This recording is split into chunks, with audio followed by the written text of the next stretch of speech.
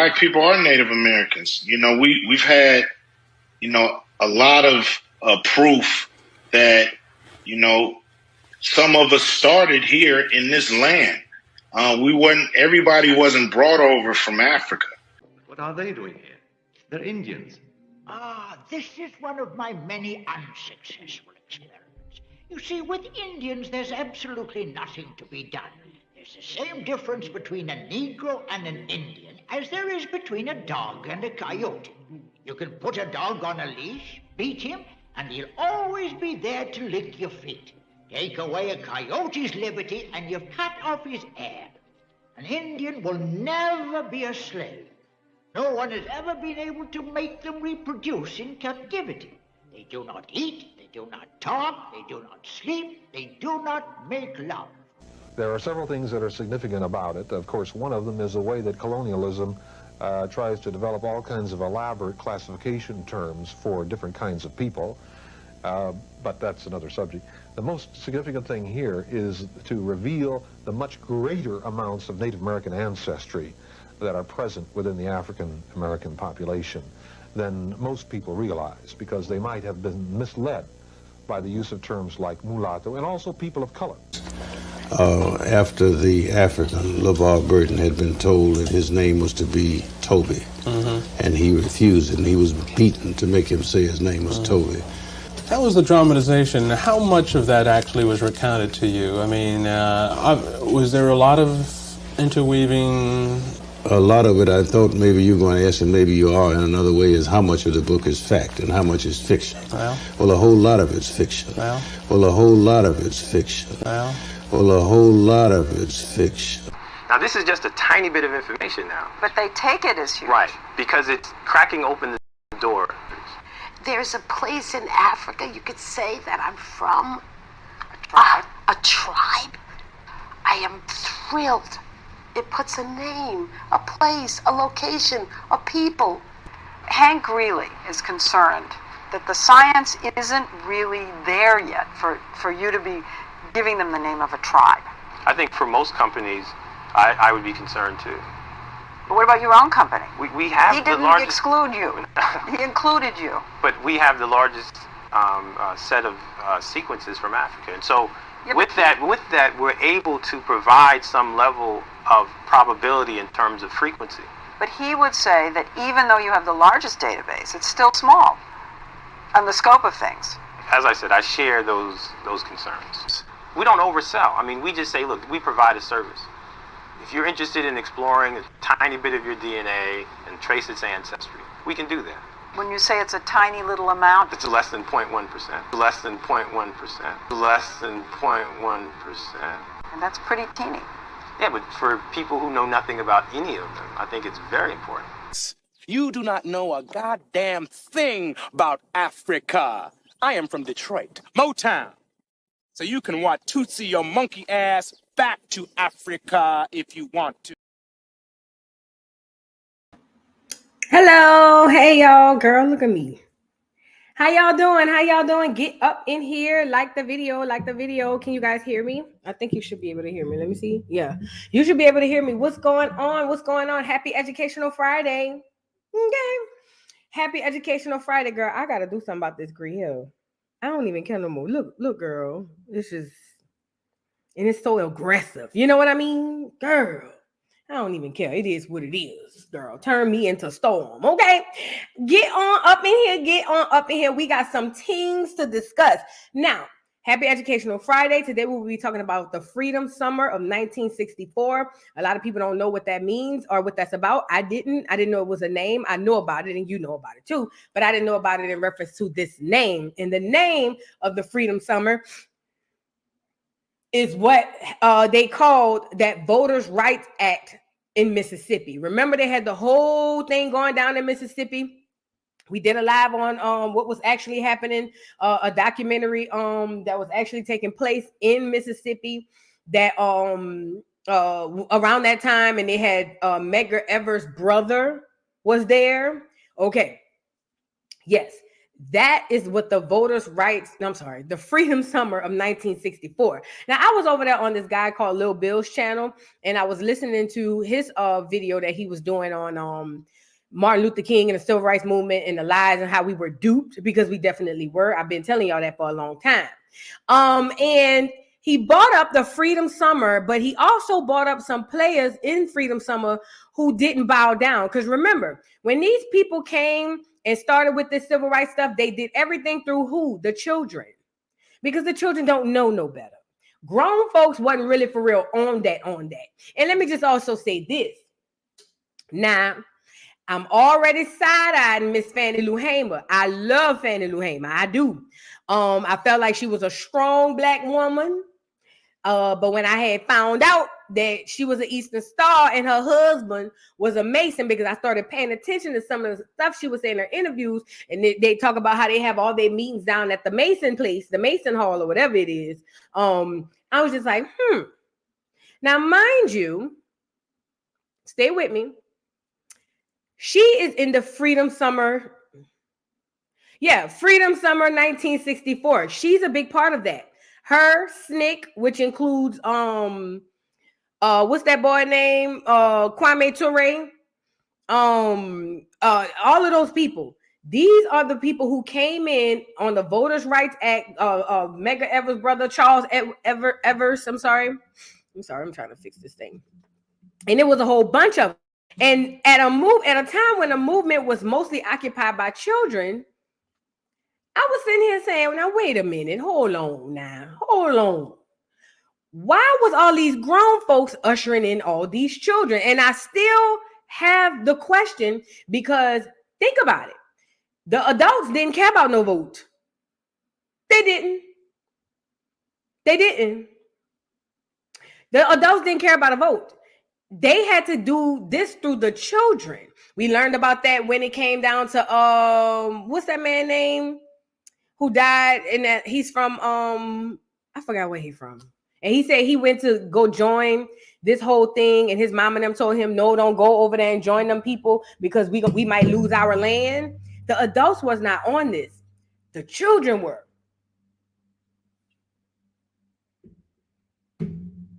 But I still squint my eye as to why a few grown adults were galvanizing all of these children. These were children at these lunch counters. John Lewis, thank you so much, Felicia Renee. Thank you, John Lewis. This was children at the lunch counter getting beat up and learning how to just take beatings and things and get water hoses and dogs. These were children, okay? And I'm still squinting my eye. Now, I know that it's not what we were told as far as the civil rights movement and things of that nature, but ultimately, I'm like, okay, what's going on? Now, I haven't uncovered much anything on Fannie Lou Hamer, because I haven't started searching yet. But when I brought up this Freedom Summer thing, yes, Dina, straight up teenagers. It's no different from, let me give you an example. Right now, 2024. Let's just say me, Miss Parker, Dina, and all the other adults in this live right now. Our small group, 137 people on here, and we start a movement. But in this movement, 90% of everybody who's in this movement are children. Now, I tell you what, if I saw my daughter joining a movement that consisted of mostly children but ran by all adults, I'm squinting my eye. You know what I mean? Because why? Talise said, so they use children as a way for Black men to be able to marry clear women, because that's what civil rights was really about. Civil rights was multi-layered. And they had the children thinking that they were fighting for one thing, and it was a whole bunch of other things put up on here too. Okay.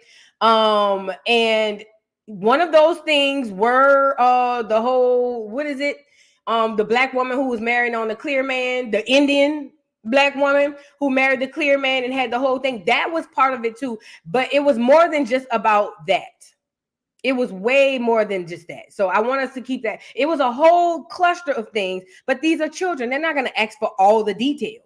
But I always found that funny. Now, we're about to get into this, but before we get into this, I was just listening to Tariq live, and this Arab man came on the live and basically was telling Tariq, he said, how are you? He said, Loving, yeah, Loving versus Virginia. Thank you, Tell. Loving versus Virginia. That's what I was talking about with the black woman and the white man. But back to this, and this is why it is very important that we don't go into this whole, how did he call it, ethnogenesis thing.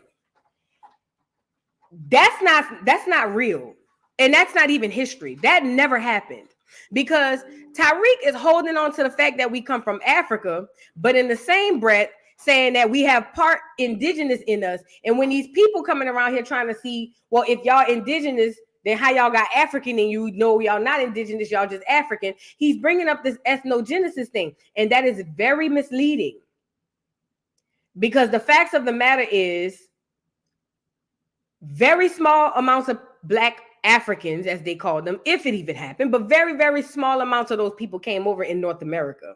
The majority of us were already here. Okay. And so with that being said, when you keep hollering ethnogenesis, and you got the Arab dude saying you sound stupid, you is an African. And you got bought from Africa on a ship, and they going with the whole narrative. And this is where I struggle with Tariq, because it's so disingenuous. And I know Tariq know better, because he only bring up the indigenous part when one of the tethers catch him in a corner with this whole you can't be African and foundational Black American. We have to completely wasn't no ethnogenesis. There's no documentation, no history, no oral history, no none of that. None of that. Okay, so we got to get completely away from that, because that is muddying the waters. Okay, that is completely muddying the waters, and it's so confusing for not only the foreigners but for us. It's just and honestly, you know how we uncovering all these so-called heroes that we thought were heroes back in the day. Tariq gonna be one of them people. He's going to be revered because we're like, oh, we love Tariq. Tariq started a movement for the reparations. Tariq did this. And we're not even seeing it in real time. We getting duped. Because you're not going to tell me Tariq don't know about the indigenous history of the Black people here, because he talks about it. But he still holds on to this, oh, we come from Africa. It wasn't no ethnogenesis, and we did not come from Africa. And I like Tariq. But I have to say that because I just think it's so dangerous for him to completely try to use that, oh yeah, we came from Africa, but we're foundational Black Americans because we built up the land. And then the Arab dude saying, well, how can you say this is your land when you were stolen and bought here? Well, because the land, we the one built it up. So now that by Tariq's logic, saying that this land was nothing, and then when the foundational Black Americans pulled up, we built everything up. By that logic, he's saying that all this archaeology, all of these artifacts that we're finding here, none of that came from us. And that's a lie. T. Haim said he is trying to state the premise of the genesis of mitochondrial evolution. Girl, that's not what he's doing. I read the definition. That is not what he's doing. In a way, yes. He's trying to say, yes, we were a part of Africa, but when we came here, some miraculous thing happened and we became somebody else. That's not true. That's not true. That's just not true. I can't in good faith listen to something like that. I don't know why it got me paused. Hold on, let me get off here and come back. Did it work? Let me see. Oh, that was just me pause. That's not true, y'all. That is so not true. Because now that takes away from everything our ancestors done on this land, because now we have to start at 1492 or 15 something whenever they started bringing people over there. That's just not true. It wasn't no ethnogenesis. It wasn't. what he's trying to substantiate, but he can't though. That's the thing. There's nothing to prove what he's saying. There's nothing he can point to show that what he's saying is true. Nothing. And that's a problem. You know what I mean? Right, Lola. That's his bread. That's his bread and butter. Boo. We've been sold out again. And this is the bad part, because it comes at a time where we are really waking up. It's coming at a time where we are really waking up, and we don't even realize we being led astray. Just like with Mike. And we grown, so we can't even blame it on the kids. We grown. We're grown adults being led astray. And I just think that's problematic. I really think that's problematic. No, he wants us to be a monolith, just like the Chinese and Japanese are both Asian but have different cultures. So do we. But that's not true. That's just not true. And that's where I have a problem. You know what I mean? That's why I have a problem, because that is the furthest thing from the truth. The Asians, first of all, the Asians that you see are not the real Asians. They are the colonizer of that land. We can start there. The Asians that you see, the Japanese, the Chinese, those people are cosplaying the people who were really there. When you see that statue of that black samurai, those were the people who were really there. See, they want to make it a story like this one lone black samurai came from somewhere and was just that great. Make it make sense. Think about it. There was a black samurai, a black big old dude who came from out of nowhere. He just appeared. He started studying kung fu or whatever it was, and then he became the best at it. Come on, man. Come on, man. Think about it. None of that makes sense. They only put the one statue and the one story up to make it listen, it's double folded. One, if I put the statue up, I'm without people understanding, acknowledging that, yeah, black people were here. But I'm not going to say that. I'm going to make it seem like it was just one. Those people who are there are colonizers and all over the land. Black people existed all over this world before them people came here. And it's just, we're not a monolith, but we ain't like nothing like these cosplaying Asians over there playing Japanese and Chinese. We're not. I just think it's problematic. I just want to say that, you know, yes, Robin, it's proof everywhere. It is proof everywhere that black people roam this whole earth. Europe, Asia, Africa, Antarctica, North America, South America. And we, all 7 continents, we were there. We were there, but I just feel like I'm watching my people get duped, and they really believe that. And because I don't have the voice that Tariq has, if I were to go up there on one of his lives and say something like that to Tariq, she don't know what she's talking about. She a mammy. She did. So you know what? Continue to be duped. People who want the truth gonna find out. You know what I'm saying? Yep, French painting, girl. I done pulled up all type of art in Greece, all type of art in Spain, Italy. All of those were black. I'm talking about artifacts and art. Those were black people. Bridgerton comes on with black people for a reason. So, you know what I mean? Like, why you think Putin, look, think about it like this, and we're going to get into the lesson. Why you think Putin got a whole vault full of all black artifacts in where he at, Russia? Where you think he get that from? Think about it. Why do you think Putin pulled out? Let me go get it so y'all can see it. Let me go get it so y'all can see it. What's up, Carrie, baby? What's going on, boo? Let me go get it so y'all can see it. Because this got to start making sense for us. This really have to start making sense for us. And, you know, I never watched Bridgerton, y'all. I just see my daughter watching it. And I had to tell her, do you know that there were black royalty there? It was the black people who came over here with all of this. The Moor or the, yeah, whatever. Let me see. Putin, Black Jesus. See, they done lied to us and told us that all black people came from Africa. That is a lie. We are of the land. Aborigine from the beginning. That's what that means. We are of the land. Look at Putin. His army soldiers a picture of the Messiah.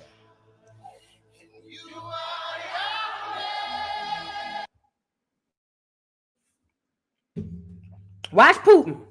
Now look at the Messiah. Mind you, black people were in Russia too. They were everywhere. They were everywhere. They really were. The Pope bows to a black Jesus. I mean, a black Pope. Hold on. Look at all this stuff. Look at all of this stuff they found up in Russia. This statue here you see is of Peter in the back. Look. Black Peter. The Apostle Peter, black. Look at this Ark of the Covenant. If you can look, you got black images, all of the prophets and the Israelites that they're carrying from what they just discovered. No, they didn't. This one was painted by Luke, jet black Mary, jet black Christ, covered with gold.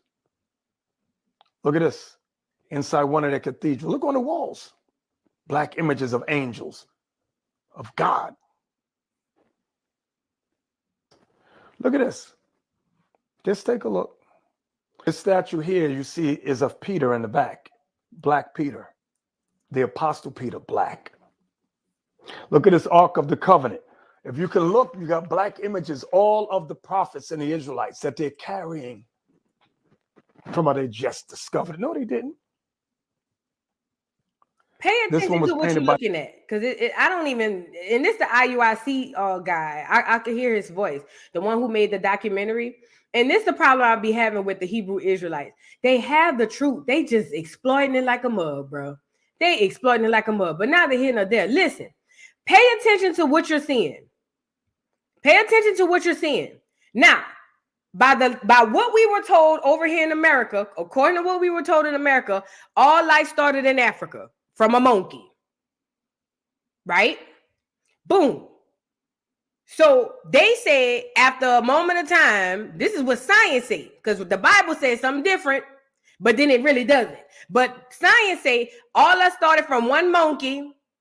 We got the monkey. I don't know how made more people, and then more people, and then we started spreading it out through the earth.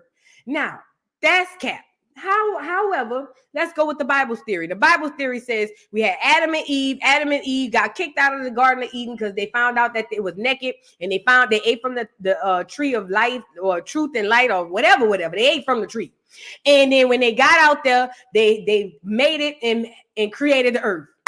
But it also tells you when they were in the Garden of Eden that there were other people outside of the garden. That's the reason they were in the garden, because the Most High didn't want them messing and dealing with the people outside the garden. So were Adam and Eve the only two people on earth, or were there other people?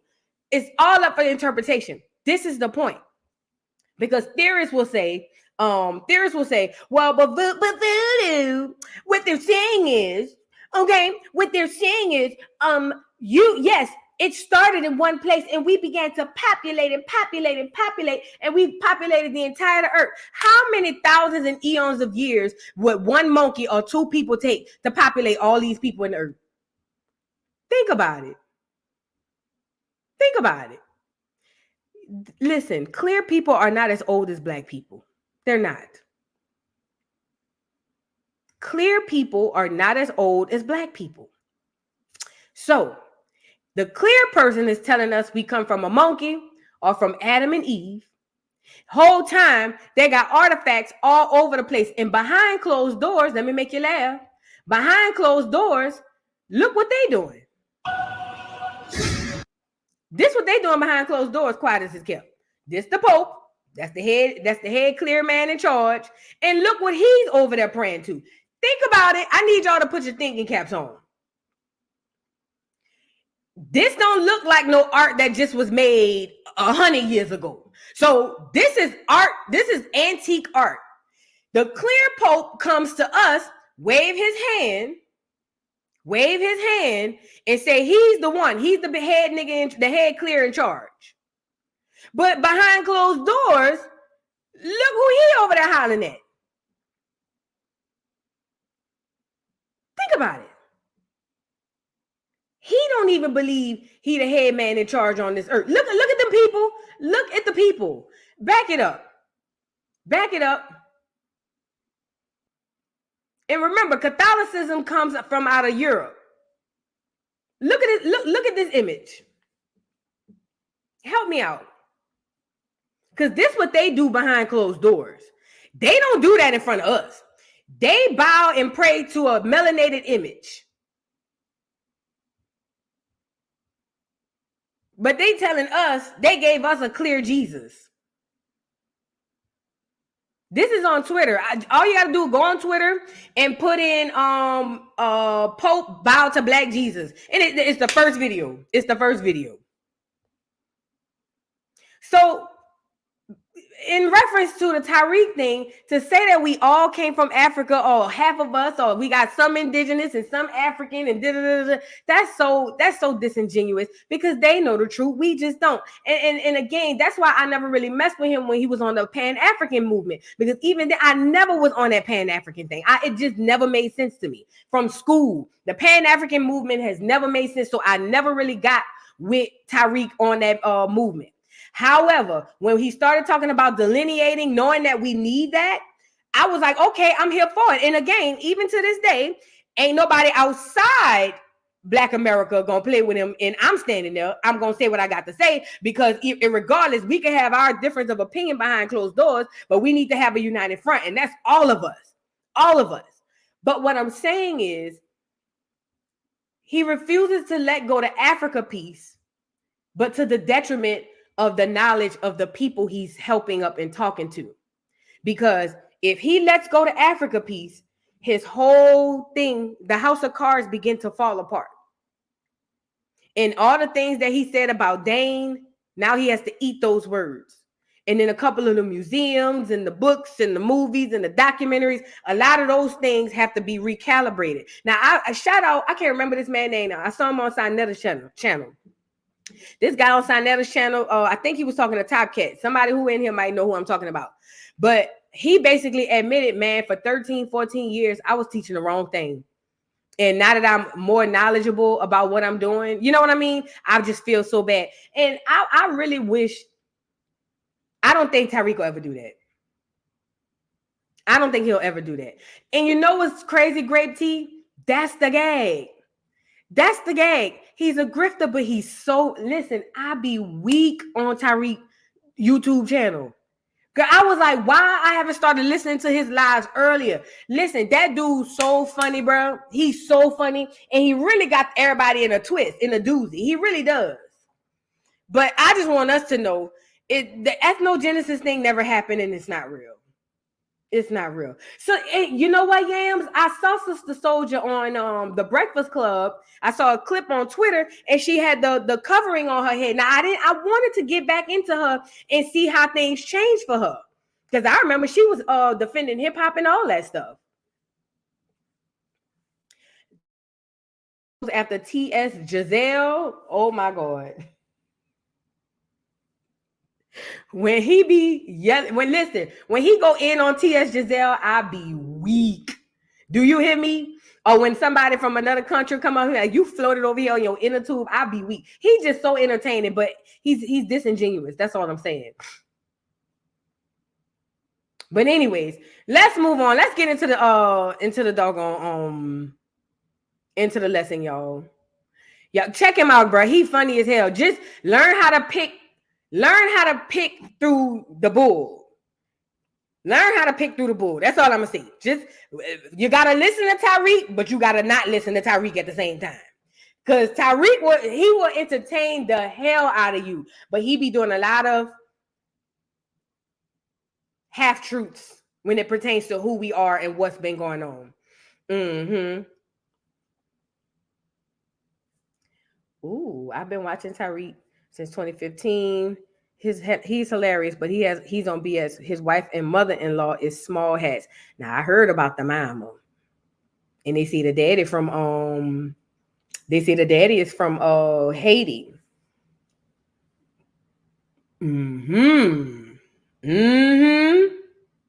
You know what, Robin Thicke, you know what's crazy? I'm starting to come around. Yes, they wrote the Bible to confuse us, but the Bible got truth in it too.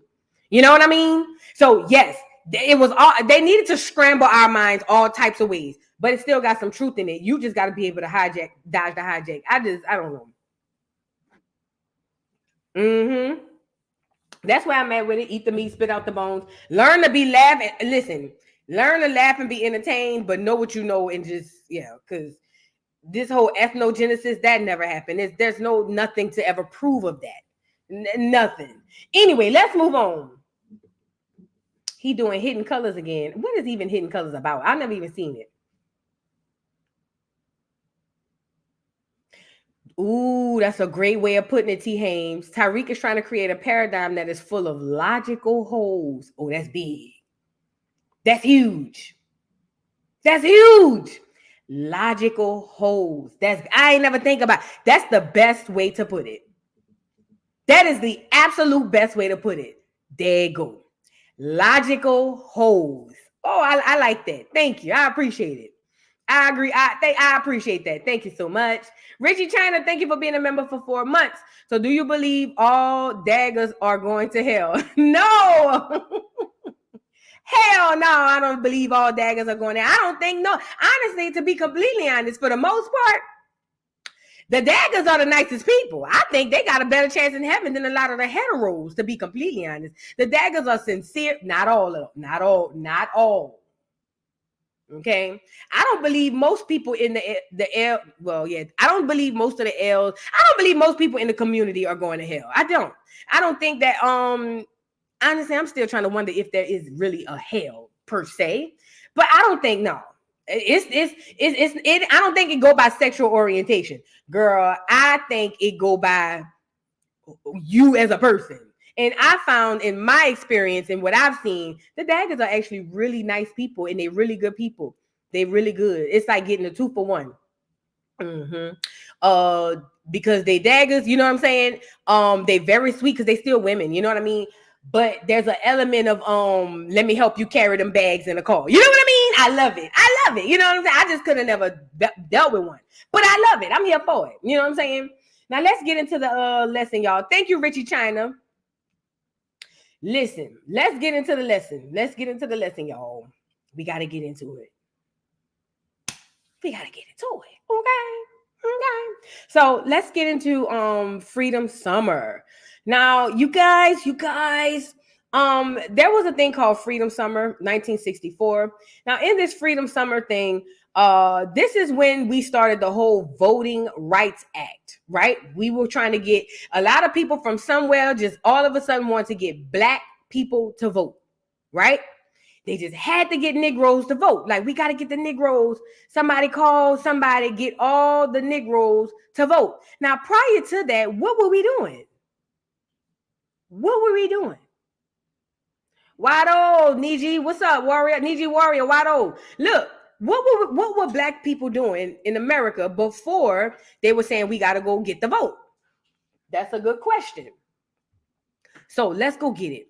Let me see. Is this the one I want to show y'all? I got 2 articles, so I'm just trying to see something. Let's do the National Archives. Let's go here. You guys like the video if you haven't already, and then we're going to get into this Freedom Summer thing. So prior to us being able to vote, let me back up. Let me go forward first. I'm sorry. There were bills passed, and amendments passed to give us the right to vote, right? And we're going to get into those. But even after those amendments, in certain areas of the United States, we still didn't have the right to vote. Now, black people wasn't running down to the polls, ski-win, trying to get the right to vote. We were fine. We were just like, girl, that's on them people. The Mississippi people didn't care about trying to vote. They went got them churned to go over there and help them get the right to vote. Okay? But look, that's a good one, Libby Lou. They need our energy to help operate this system. That's why they need our vote. There you go. But look, we had our own everything. Mind you, see, they got us thinking that we were all poor slaves. We had our own communities. We had our own hospitals. We had our own everything. They had to come to us for things, right? So we were fine. But this government is very calculated. So they'll pass something 100 years and then come back 100 years later and bring it back up. And this is why the civil rights movement, in my opinion, was created, because they needed to put this back into the Black American people. However, you can't teach an old dog new tricks. The grown people didn't hear, then for the most part, they was just like, bye. But the children are so impressionable, right? So let's get into Black Americans in the vote. The struggle over voting rights in the United States dates all the way back to the founding of the nation. The original U.S. Constitution did not define voting rights for citizens until 1870. Only white men were able to vote.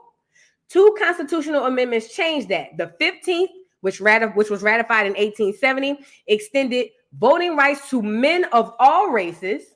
However, this amendment was not enough because African Americans were still denied the right to vote by the Constitution and laws, poll taxes, literacy tests, and the grandfather clause, and outright intimidation. The 24th Amendment, ratified in 1964, partly addressed this injustice by prohibiting the use of poll taxes in federal elections. In addition to these constitutional amendments, the Voting Rights Act of 1965 secured voting rights for the adult citizens of all races and genders in the form of federal laws that enforce the amendments. And okay, let's stop there. Now, let's back up really, really quickly. So in 1870, the 15th Amendment said, okay, all men could vote. Women can't vote, but all men could vote. However, Black people were not able to vote. Okay. Now, why is this important? We weren't able to vote, but we weren't governed under, yes-ish, but we were not directly governed under them people, so we didn't care. Hey, elect y'all, whatever y'all gotta do, we over here doing our thing. You know what I mean? We wasn't really tripping. Y'all do y'all over there, we gonna do us over here.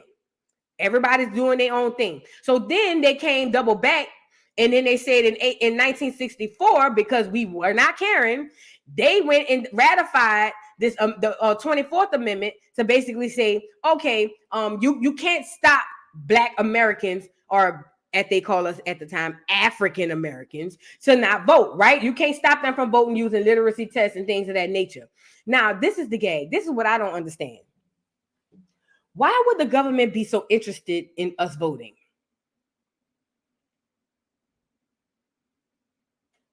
Why would the government be so? Why do they need us to vote? Like, they had all the clears.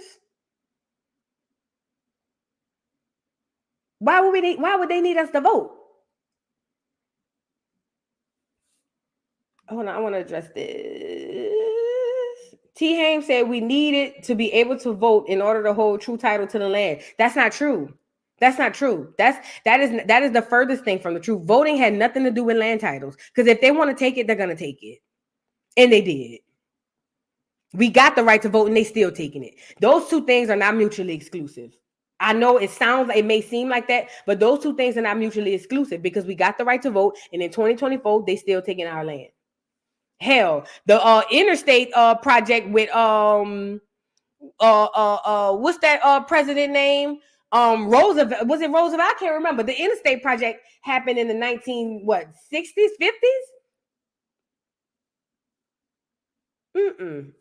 The two are not mutually exclusive. But I was sitting here saying, why would they want us to vote so bad? Like, we already doing our own thing. Leave us alone. You know what I mean? Right, dago. Alicia says, especially if we, the so-called, didn't have the rights, why would they be pressed for us to vote? Think about it. First of all, there are levels to this thing. The people at the very, very top, they have an agenda, and then then it's layered down. But the people at the bottom, the clears that work amongst us and live amongst us, most of them, 99% of them, are not in on the agenda. So they really hate us because they were told they're Black and you should hate them. You know what I mean? So the thing is, I'm not reading the comments. I'm sorry. I had saw something. But the thing is, I forgot what I was saying. Let me just address it now. Hold on. T. Hames said, yes, boo, it did. In South Carolina, we needed to record the title and the voter rolls. What? And the voter rolls validated residency, and population distribution. That may be the law now and in the recent past, but that wasn't the law. You want the game? All right, have fun. That might be the law now, but or in the recent past, but that was never the law. And those are state laws. Those are state laws. It may not be that in another state, but the two were never mutually exclusive. They really weren't. And there it goes, son. Eminent domain was made for that, because having a right to vote I don't have to be a voter to buy land and own land. And because I'm not a voter, don't mean you can take my land. The two are not mutually exclusive. They may be in some ways in state, you know what I mean, now, but that's not. Yeah, that don't go like that. Because just because you don't vote, so if I'm not a voter, I can't own land, and you could take my land simply because I don't register to vote or I'm not a register. Yeah, that don't go like that. But anyway, let's get back to where we were, because I forgot what I was saying. Crap, I'm about to lose my slipper. All right, let's get back to what we were saying. So, anyways, they were so pressed on getting us to vote, but why? Why wouldn't they leave themselves amongst the demise of themselves? And this is why today in 2024, they still pandering to who? Us. We the only group of people get pandered to, and they tell us we 13%, but we are the only group of people that gets pandered to. And the fact of the matter is they'll never tell you why. Number one, it's an energy thing. Absolutely. I believe all of this political stuff is all ritualistic in nature. You know what I mean? But ultimately, they need our energy, and they need it keeps us enslaved under the system if we have the false belief that we are actually voting in and out people. And that's for everybody, because we all slaves. It ain't just black. The clears are slaves, the Hispanics are slaves, the Asians are slaves. Everybody's a slave in 2024. Okay? In America, at least. But let me get through this so we can get to the Freedom Summer, right? So the 15th Amendment was passed by Congress and ratified during the Reconstruction Era. That is a very important time in Black American history. That Reconstruction Era is very important. Please, when the progressive wing of the Republican Party dominated Congress during the decade following the end of the U.S. Civil War. Now, if I'm not mistaken, this is where the Black people sat on the on Congress. Yeah, that's them right there. And I don't know, I can't really see it. Now I think they clear. But I think Black people were holding office around this time. Now, it says the Reconstruction Era was noteworthy in the African-American men were not only granted voting rights, but even won several seats in Congress. There you go, yeah. So Hiram Rebels and Blanche Bruce became the first African-Americans to be elected to the U.S. Senate, representing the state of Mississippi. After their terms in office, the next Black person elected to the Senate was Edward Brooke of Massachusetts, nearly a half century later. Now, let me ask, nearly a century later in 1967. Let me ask you a question. So you mean to tell me they ratified the amendment and said, all right, Black men can vote? Hear me out. I only work in common sense. So you mean to tell me that Black people were not, Black men at the time still were not allowed to vote, but they had a Black congressman in Mississippi? Hear me out. Black men were still being denied the right to vote in 1870, but they got Black congressmen in 1870. Make it make sense. What I believe, this is just what I believe, those Black men were placed there for not antagonizing, to entice people to want to vote. Because why you put Black, so you mean to tell me clear people voted Black congressmen in? And I'm not saying it's impossible, but we couldn't go down to vote, but we had Black congressmen. It's giving me appointed, like it's giving me scamalities. Put him there, put him there. That's what it's giving. It's giving me scammer teas. Put him here, put him there. We need representation. DEI type teas. That's what it's giving to me. We weren't even able to vote, and they had Black congressmen in Mississippi. All right, let's move on. Let's move on. You know there was boulets, if you ask me. You know there was boulets. Moving on. It said they had one in Massachusetts in 1967. When Reconstruction collapsed with the withdrawal of federal troops from the former Confederate states in 1877, the white supremacist wing of the Democratic Party dominated the South. Voting rights for black men in the former Confederate states were rescinded in courts and in state and local laws, and those rights were further restricted by poll taxes, literacy tests, intimidation, and fraud. Okay, so poll taxes meaning they was charging them to vote. Literacy test meaning you had to read. Mind you, we didn't go to school. Intimidation, that was getting them people to come out there and shoot shotguns to scare you away from coming. And then also they had local state laws and that were put in place to make sure black people didn't go down to vote. So the clear people down at the bottom did not want us to vote. But we got 2 black congressmen in Congress in Mississippi. Well, who voted them in? Because we can't vote. How they get in? The infamous grandfather clause, which restricted voting rights to men who were allowed to vote or whose male ancestors were allowed to vote before 1867, was also a popular method of disenfranchising African American men. Because they were not allowed to vote before the 15th Amendment was ratified. The grandfather clause denied them their voting rights. So, okay, grandfather clause. So you're telling me that in the grandfather clause, according to that, if my forefather, or not forefather, white people have that, if my ancestor was able to vote before me, I can be grandfathered in for the right to vote. But I thought they said black people couldn't vote at all before 1867, right? So who, you know what this is? Remember, they're changing statuses too. We're going from Indian to what? Negro. Yeah, I think it was Indian to Negro. We're going from Indian to Negro.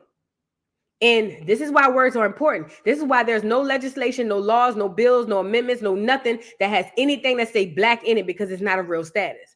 See, under the new, matter of fact, let me go see. Let me go see if that was around the time the status was changing from for black Americans.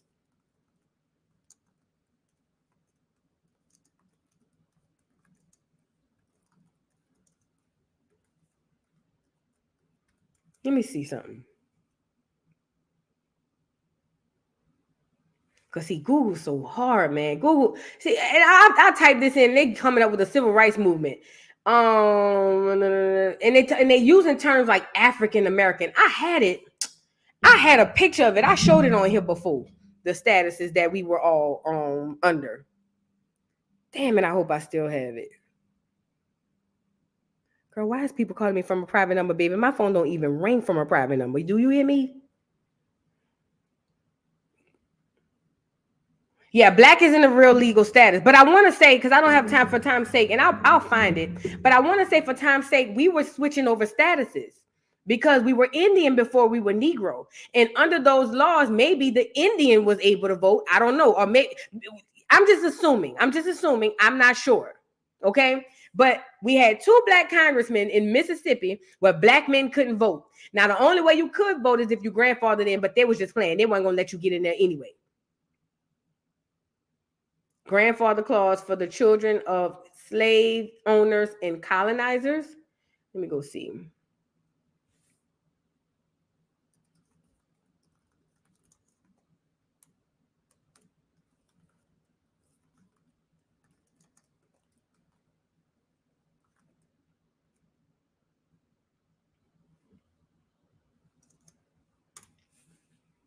A grandfather clause is a legal provision that allows individuals or entities to continue operating on. Let me be more specific. A grandfather clause, this is according to Britannica. Let me move this down. All right. According to Britannica, let me scroll down.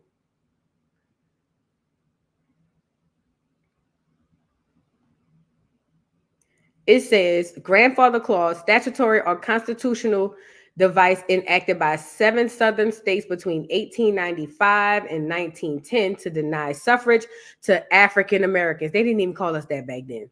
It provided that those who had enjoyed the right to vote prior to 1866 or 1867 and their lineal descendants would be exempt from recently enacted educational, property, or tax requirements for voting.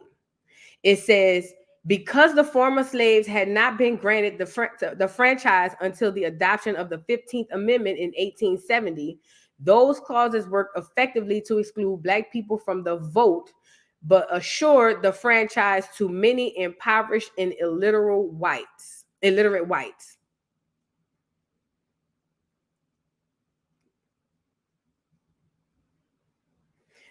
Yeah, this is so they're saying that the grandfather clause was for people. If your ancestor before you had the right to vote, it was supposed to go over to you. This is all prior to 1866 or 1867. Ooh, see, this is big. Will be exempt from recently enacted educational, property, or tax requirements for voting.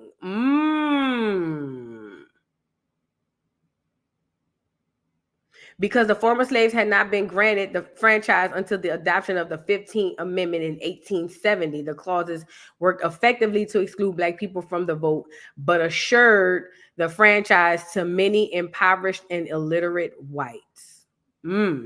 Yeah. See, who were the people and who were the status of men who were able to vote prior to, let's go see. Who were the people who were able to vote before 1866? What Black people, were able to vote before 1866?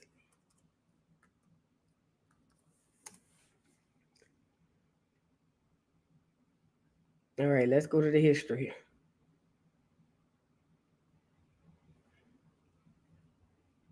Come on over here with me, y'all. Follow me, camera. When did African Americans actually get the right to vote? That's the title. We're over on history.com. In the immediate aftermath of the Civil War, the United States found itself in an uncharted territory. With the Confederacy's defeat, some 4 million enslaved Black men, women, and children had been granted their freedom and emancipation that would be formalized with passage of 13th Amendment to the Constitution. For Black Americans gaining the full rights of for 52 years, they've been trying to get Roe v. Wade. I'm so tired. I can't wait till this crap is over. I can't wait till it's over, girl. I'm so tired of both of them. Hurry up and get who in there gonna be in there, girl. Where was I? Interrupted me. Trump earned ass. Anyway, start over. In the immediate aftermath of the Civil War, the United States found itself in uncharted territory. With the Confederacy's defeat, some 4 million enslaved Black men, women, and children had been granted their freedom and emancipation that would be formalized with the passage of the 13th Amendment to the Constitution. For Black Americans, gaining the full right of citizenship, and especially the right to vote, was central to securing true freedom and self-determination. You don't know that. Slavery is not abolished until the Black man has the ballot. Frederick Douglass, he was an agent. Famously said in 1865, a month after the Union, after Abraham Lincoln was assassinated in April 16, 1865, the task of reconstructing the Union fell on to its successor, Andrew Johnson. And we know he took everything away. A North Carolina-born Unionist, Johnson believed strongly in states' rights and showed great leniency towards Southerners in his Reconstruction policy. He required the former Confederate states to ratify the 13th Amendment and pledge to the loyalty to the Union, but otherwise granted them free reign in reestablishing their post-war governments. As a result, in 1865 and 66, most Southern state legislators enacted restrictive laws known as Black Codes, which strictly governed Black citizens' behavior and denied them suffrage and other rights. So we were voting. We voted in looked like Abraham Lincoln. Radical Republicans in Congress were outraged, arguing that the black codes went a long way toward reestablishing slavery in all but name. Early in 1866, Congress passed a civil rights bill which aimed to build on the 13th Amendment and give black Americans the right of citizens. When Johnson vetoed the bill on the basis of opposing federal action on behalf of formerly enslaved people, Congress overrode his veto, marking their first time in the nation's history that a major legislation became law over a president's veto. Boy, that Congress is a fool, huh? We worry about the president. We need to be voting in Congress. I'm Uhuru Williams. I'm a professor of history, and here's what you need to know to sound smart about the 15th Amendment. I don't want to play this video because I don't know if they're going to strike me. Last time I played a history video, they struck me. So we just going to, sorry, sir. Sorry. With the passage of a new Reconstruction Act, again over Johnson's veto, in March 1867, the era of radical and congressional reconstruction began. Over the next decade, Black Americans voted in huge numbers across the South, electing a total of 22 Black men to serve in the U.S. Congress, 2 in the Senate, and helping to elect Johnson's Republican successor, Ulysses S. Grant, in 1868. We were voting Republican, which I already knew, which would make sense why we voted in Abraham Lincoln, because he was a Republican, but Johnson was a Democrat. But then we doubled back and voted in Ulysses S. Grant in 1868.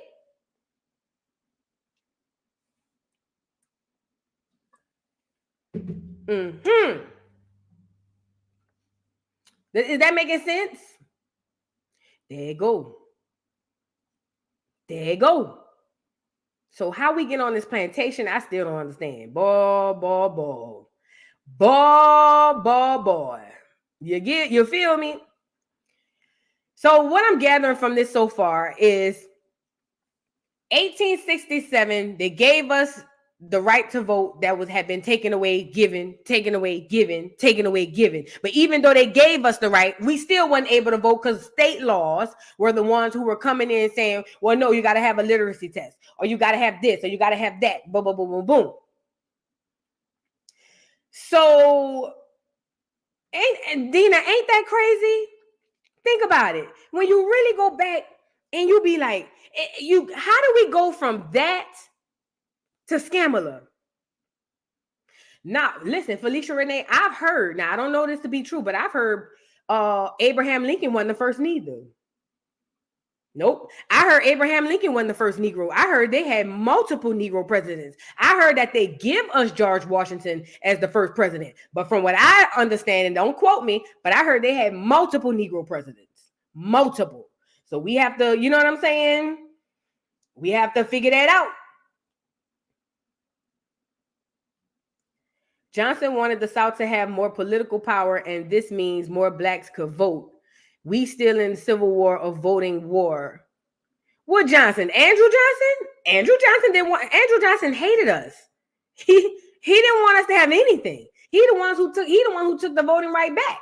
Andrew Johnson ain't want a damn thing for no Negro. He hated Indians. Everybody knew that. Him and Andrew Jackson. They hated Andrew Jackson, and Andrew Johnson hated Indians, which are now the Negroes. Thank you, Talise, for the super chat. Mike Sr. told both parties he delivered the vote with who got Mike Jr. out. I believe that too, because we didn't start doing that that Democrat stuff. 1965 Johnson. Okay, yeah. I thought you were talking about the 1865 Johnson, the 1860s Johnson. I'm about to say, no way. But look, I believe, because remember, they were all in that secret society, and I also heard. This is all gossip right now, but I also heard that Martin Luther King Sr. and Jr. wasn't even Negro. I heard that they ain't even from Acorn. I heard they foreigners with the hard R's.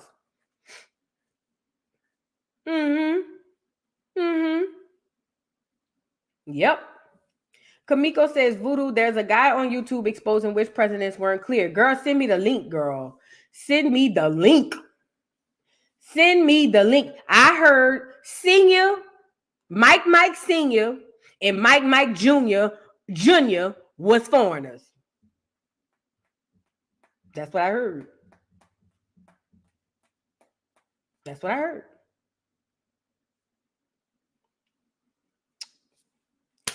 I could look into it and see if I can find somebody on YouTube talking about it that could point me to some sources, but that's what I heard.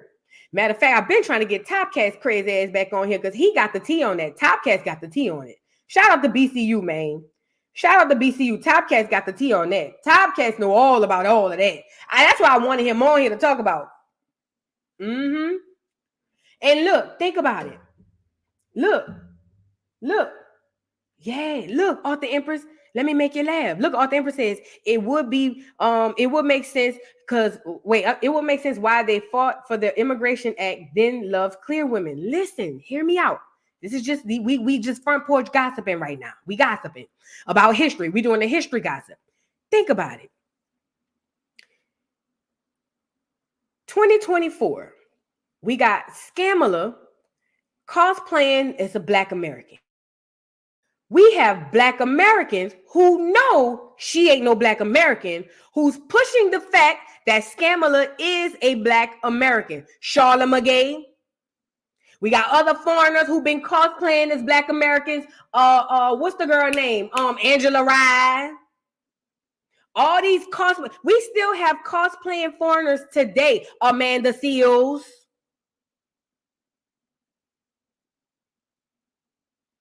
And they are helping to enforce the idea that these people are one of us so that we can trust them. Now go back to the Mike situation.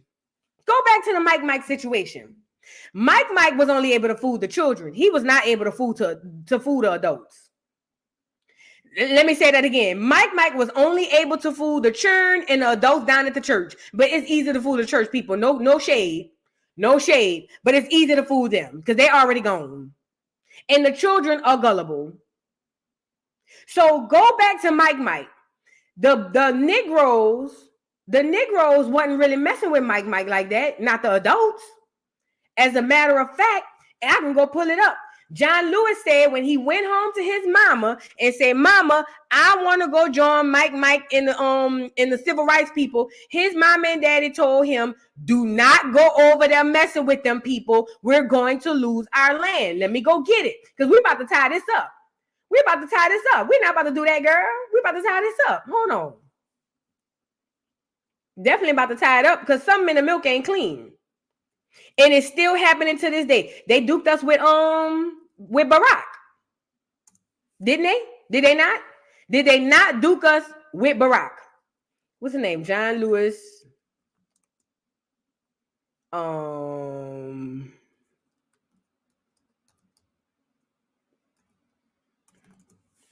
about to pull it up. We've talked about it on this channel before.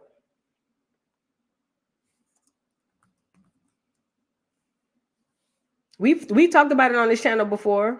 He said, I went home to my parents and I told my parents that I said, "Mom, Dad, I'm going to go join the civil rights movement." And he said, "My mom and daddy told me, do not go over there messing with them people because we're going to lose our land." Let me see.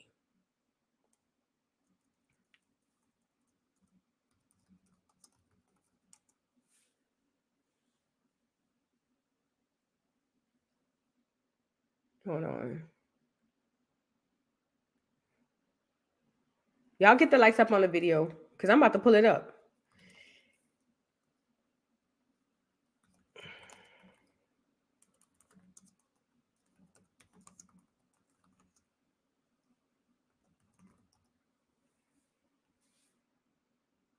This should be it here.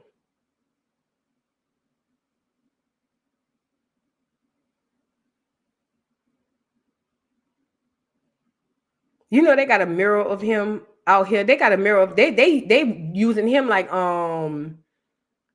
they using him like they painting him like what's his name, like Mike.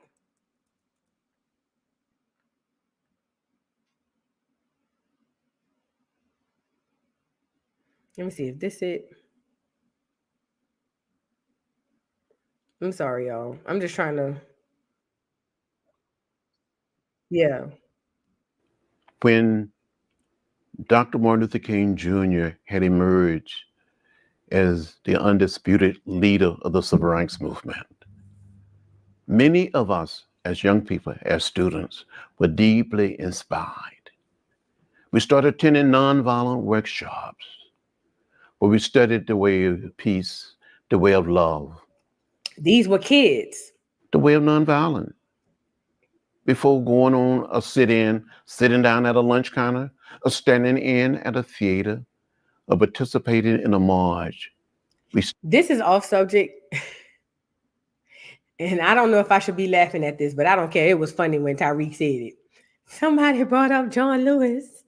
And Tariq said, oh, he didn't call him a nigga, but he said John Lewis wasn't shit.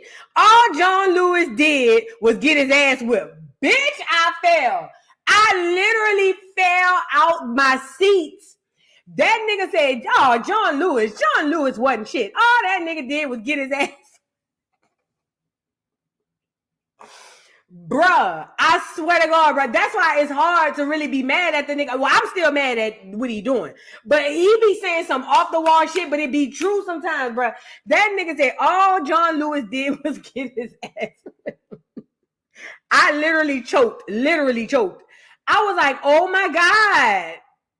And that's really all he did when you think about it. That's literally all he did. They subscribing people from my other channel. Make sure y'all still subscribe. Thank you, RLH. Let me get this back on here. That was just, girl. Study. We became trained to Shut up and spit on us. They got or trained put a to get their lighted ass whipped. cigarette out in our hair. Look. Or down our backs. Pour hot water. Hot coffee. This make the Tariq joke even better now.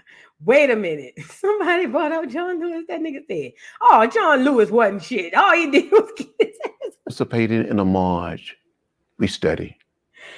We became trained to be orderly, to be peaceful, not to fight, but to stand up, and to speak out for what we believe in. You'll be sitting there in an orderly, peaceful, non-violent fashion, waiting to be served at a lunch counter. And someone would come up and spit on us, or put a lighted cigarette out in our hair, or down our backs, pour hot water, hot coffee on us, and they would beat us. And we would get up and get back on the lunch counter stool. As a participant in the movement during the 60s, I was arrested 40 times, beaten. Let's think about this. What else? Left bloody during the freedom. Why would adults coach children to do this? See, I'm serious though. This is all jokes aside.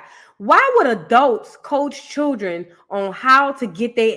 Think of the psychological mindset that puts a child in, because these are still children. Why would they coach them children to get their... This is why we're afraid to... This is why we're afraid to... Yeah, this why.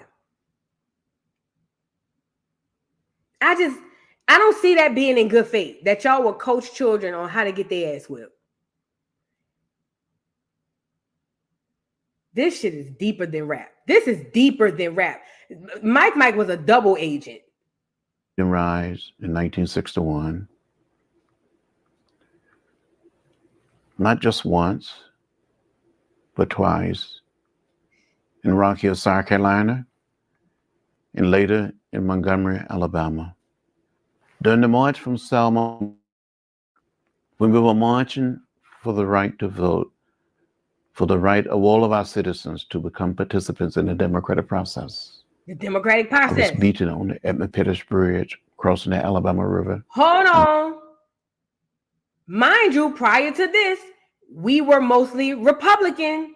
So he around here marching for the democratic process.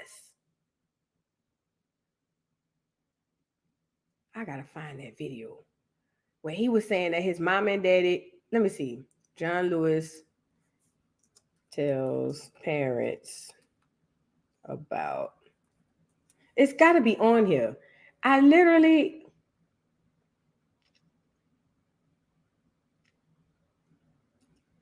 He said, when I talked to my parents and told them that I was joining the civil rights movement, they told me, don't do it. They said, John, don't do it. If you do, we will lose our land. Hold on, let me put it in Google. Now, why would they tell him that? Why would they tell him that if it was working in their favor? If it was something good? Like, think about it. I'm gonna look for it. Let me hold on. Let me be patient. Hold on, because I need to find this clip when he says that.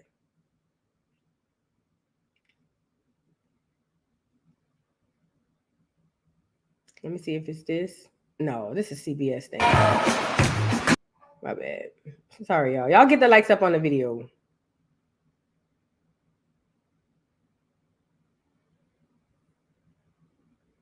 On this morning, CBS.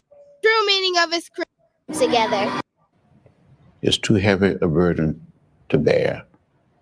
As young people, you must never, ever hate. Look. You must never, ever become bitter or hostile. You must be hopeful. He's still targeting young people. You must Be satisfied as long as the Negro is the victim of the unspeakable horrors of police brutality. But in the wake of the deaths of my... This is sick, bro. Now, the more I'm starting to look into this and really pay attention, this is sick. Even up until his death, I'm gonna find that clip, but we're gonna move on because I don't want to spend all day looking for it. I'm gonna find that clip. But for them to do that, that's sick, man. Hey, man, we're gonna have a lot of weeding out to do. A lot of weeding out. Talise, thank you for the super chat. Allegedly, Frederick Douglass is actually Rutherford B. Hayes. If I still have the Facebook post, I'll email it to you. Yes, please email it to me. I want to look into that. Girl, all of this, everything is a lie. All of it is a lie. All of it's a lie. All right. So let's get back to the lesson. I'm gonna find that clip. I'm gonna find it and we'll play it before we get off the live. But listen. So we didn't have the right to vote. They teeter-totted with these amendments saying, okay, yeah, you got the right. Okay, no, you don't. Boom, boom, boom. Sorry about the light, y'all. Yeah, you do. Yeah, you don't. Boom, boom, boom. And then they finally passed it for real in the 1960s. Now, this is Freedom Summer. Let's get into Freedom Summer because I feel like we went on a whole hour tangent before we even got to what we're talking about. And then we're going to talk about some people that came out of Freedom Summer. Because, see, John Lewis learning how to get your ass whooped was just one portion of Freedom Summer. They had black people who did not play, and they were going to war behind this whole situation. Okay, so we're going to get into it. Do I want to use this one? Let's go here. Let's get into Freedom Summer. Now, Freedom Summer is basically the whole civil rights movement to get black people to vote. Okay. But why, right? Why are they so anxious to get us the right to vote in Mississippi? The people of Mississippi was just fine without voting. Let's get into it. Freedom Summer, or the Mississippi Summer Project, was a 1964 voter registration drive aimed at increasing the number of registered black voters in Mississippi.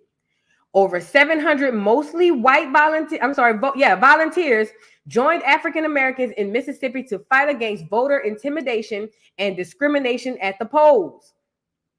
The movement was organized by civil rights organizations like the Congress of Racial Equality, which is CORE, or the Student Nonviolent Coordination Committee, that's SNCC, that's Kwame Ture over there, and run by the Local Council of Federated Organizations, or COFO.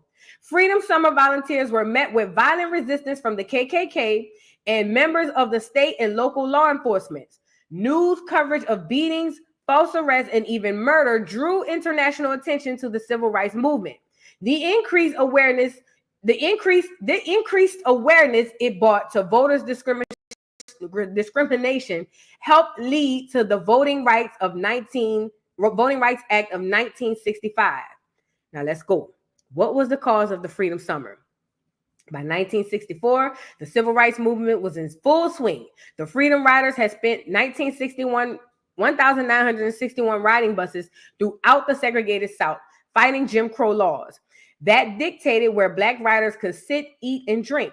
Martin Luther King Jr. had given his famous I Have a Dream speech at the August 1963 March on Washington, as 250,000 people gathered before him at the Lincoln Memorial. Despite all of this progress, the South remained segregated, and especially when it came to the polls. In Montgomery, Alabama, people looked at how they were being... Sorry. I forget these things just be popping up. Despite all of this progress, the South remained segregated, especially when it came to the polls, where African Americans faced violence and intimidation when they attempted to exercise their constitutional right to vote. Poll taxes and literacy tests designed to silence Black voters were common. Without access to the polls, political change in favor of civil rights was slow to non-existent. Mississippi was chosen as the site of the Freedom Summer Project due to its historically low levels of African American voter registration. In 1962, less than 7% of the state's eligible Black voters were registered to vote. Let me cut here right quick. Hold on. Let me cut here right quick because I'm about to show you this in real time. It's on that documentary I showed y'all.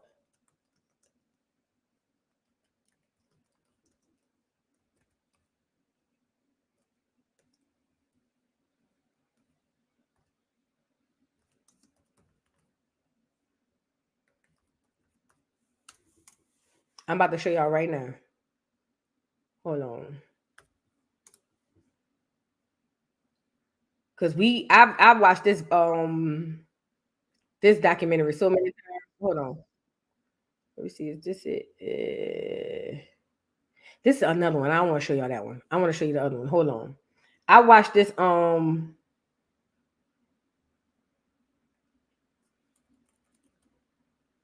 documentary beaucoup times. Here you go. Let me see. I want the old one, the one that I had.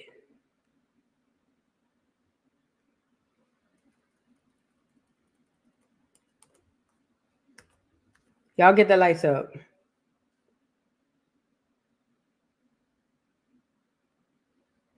No, not that one. Nope, not that one, not that one, not that one.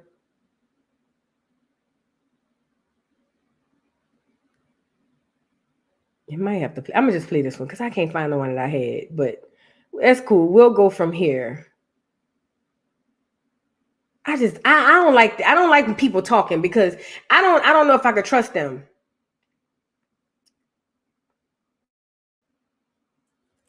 Hold on.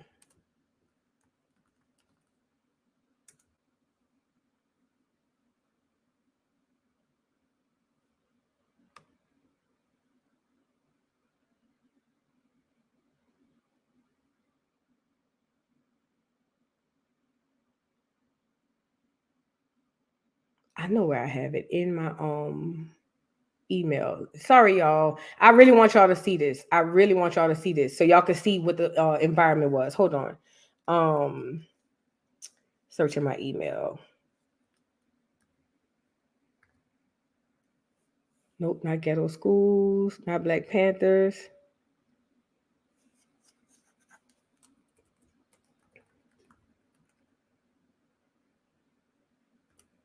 MISSISSIPPI. Hold on. Get the likes up, get the likes up, get the likes up.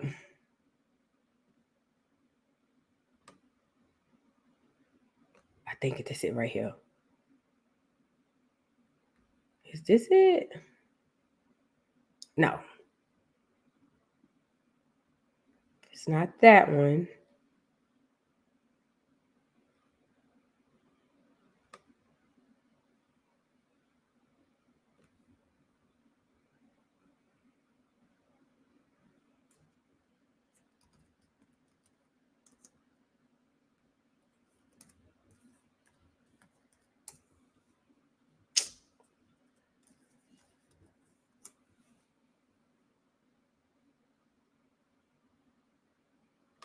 I'll show you this one instead. All right, I'll just show you this one. This is the one I see from Hezekiah. Shout out to Hezekiah News.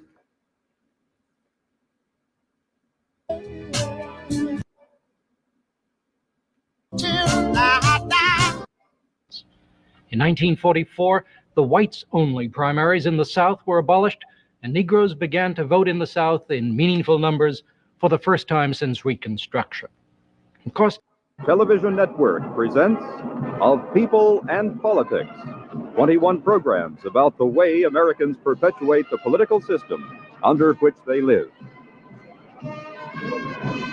Now, The Negro Voter, with Richard D. Hefner.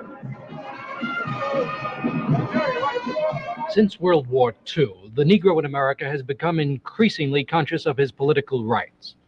In 1944, the whites-only primaries in the South were abolished, and Negroes began to vote in the South in meaningful numbers for the first time since Reconstruction.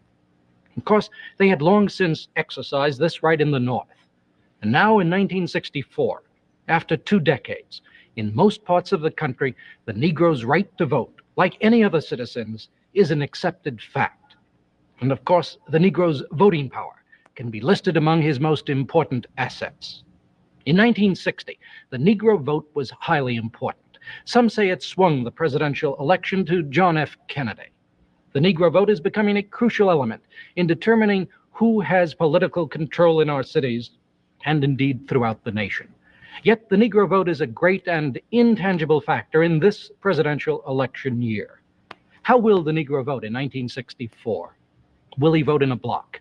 Will race be his prime motivation? Will he go Democratic?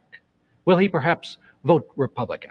What does the Negro voter want? Well, I may not. Pause before we move on. Did y'all pay attention to what he said? The Negro vote decides these elections. They decide who get in. And we voted in John F. Kennedy, who was a Democrat. Wasn't he a Democrat? I think so. But we voted in John F. Kennedy. Now, look at the people they're interviewing. These are kids. These are kids. I particularly approve his leadership, but I would vote certainly for Mr. Powell again because he is the ranking Negro in Congress. He has a great deal of influence, and I like this, and I think that more Negro people should see a man in leadership position. You cannot make political gains unless you deal with the people who have access to the power. And every politician knows this, and until the Negro in the South becomes aware of his true influence and the devices available to him, he will be electing Negro candidates who will be seat warmers. I think the Negro tends to vote for the candidate naturally whom they think is going to do the best that they can for the Negro and his needs. But I also think that that's true of white people, too. The Negro voter, like the white voter, votes his interests, economic, social, political. Not no more, Mr. Clearman. Not no more. Beyonce was over there with Scamala. We used to vote. Run it back again and tell them how we used to vote, Mr. Clearman. For the Negro and his needs. But I also think that that's true of white people, too. The Negro voter, like the white voter, votes his interests, economic, social, political. He votes against the man who would push him around or who would deny him economically. He votes for the man he thinks his friend. Yet Negro voting influence varies. It depends on where you live, South, North, border state. And it depends on Negro numbers. 3 areas of the country represent 3 stages of the development of Negro voting power. Mississippi, where Negro numbers are great, but where Negroes still find it difficult to exercise our most basic right, the right to vote. The liberal North, where Negroes have been able to vote freely for years, but where Negroes are a comparatively of the population. The border areas and parts of the South where Negroes have the voting rights of the North within the racial conditions of the South, and where Negro numbers are great.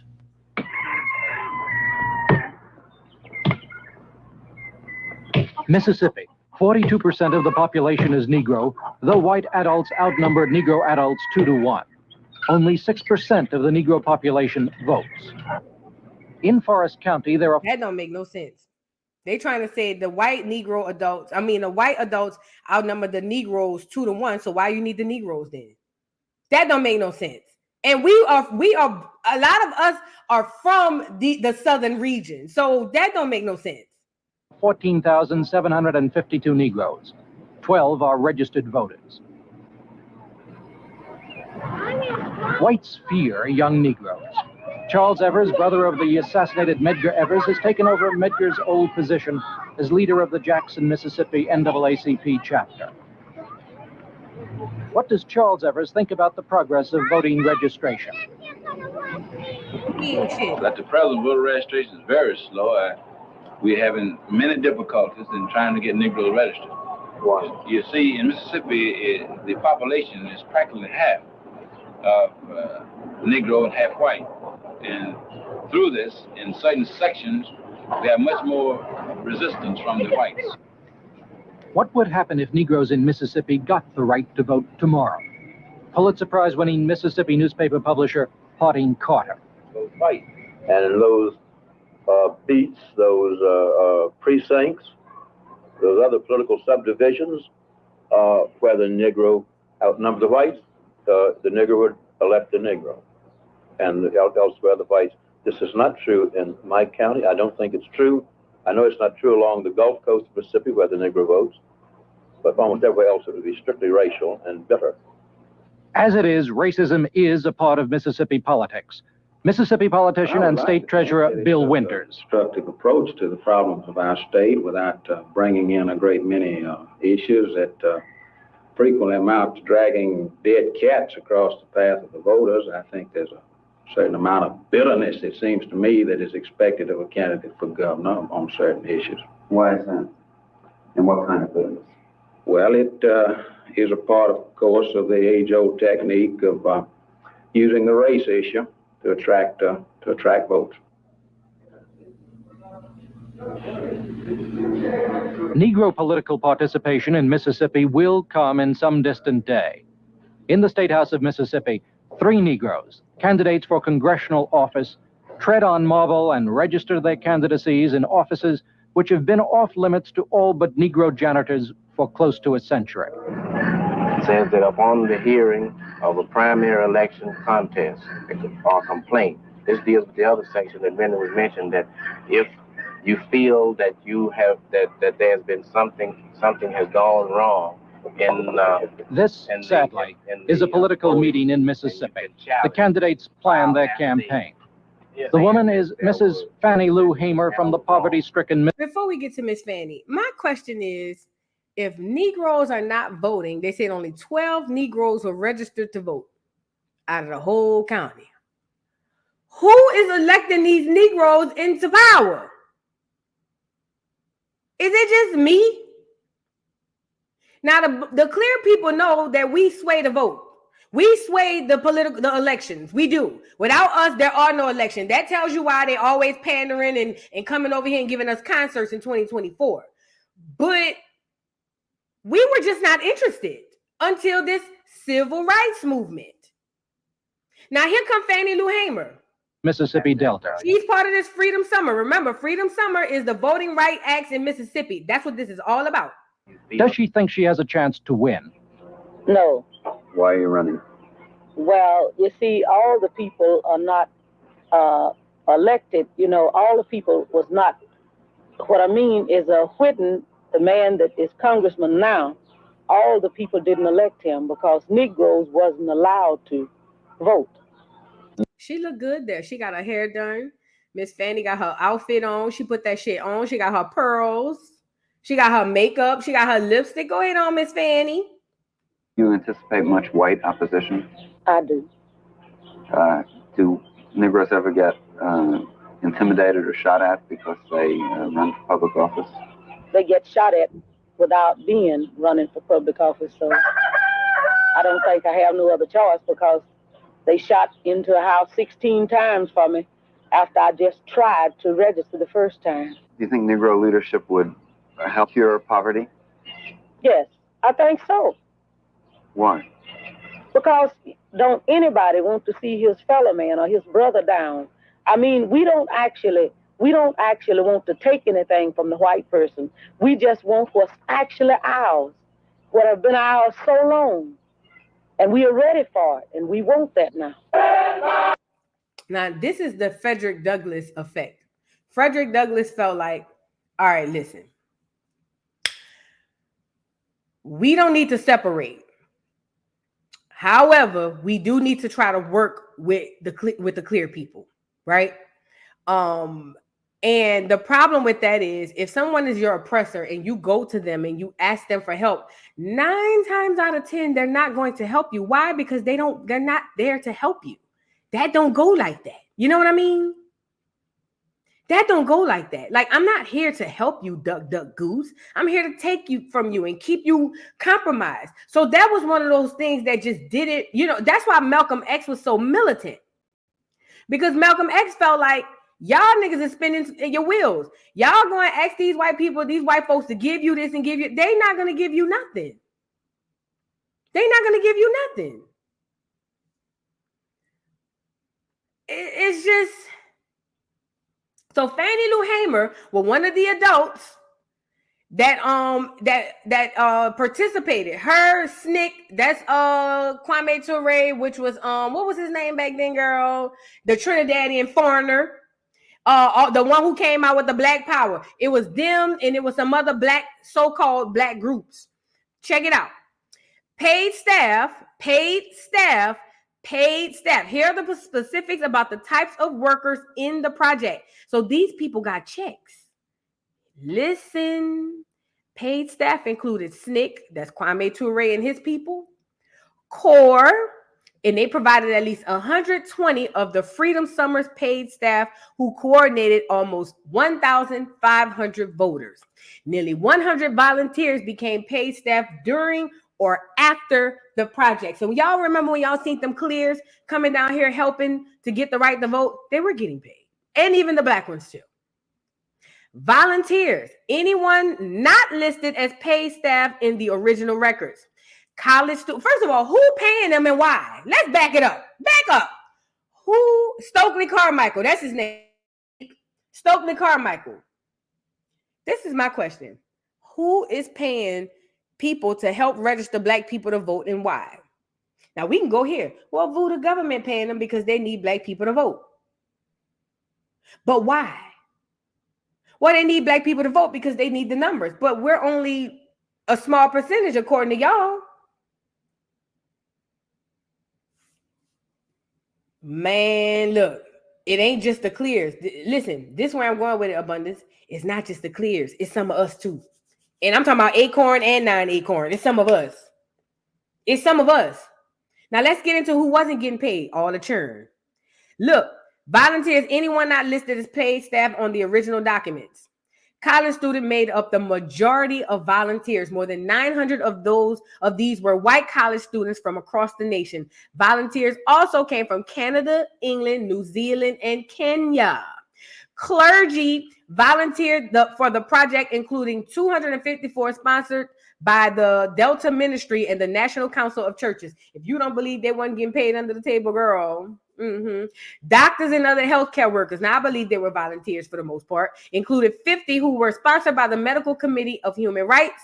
Lawyers also came to help. At least 159 attorneys were provided by the National Lawyers Guild and the Lawyers Constitutional Defense Committee, and others came on their own. Local residents in many Mississippi towns, canvassed for voters, taught in freedom schools, housed Northern College students, staffed community centers, and performed other essential work without pay and at a great personal risk. They were dedicated to helping African Americans register to vote and achieve social equality in Mississippi. Remember, achieve social equality. The vote wasn't the thing. It was the equality they were looking for.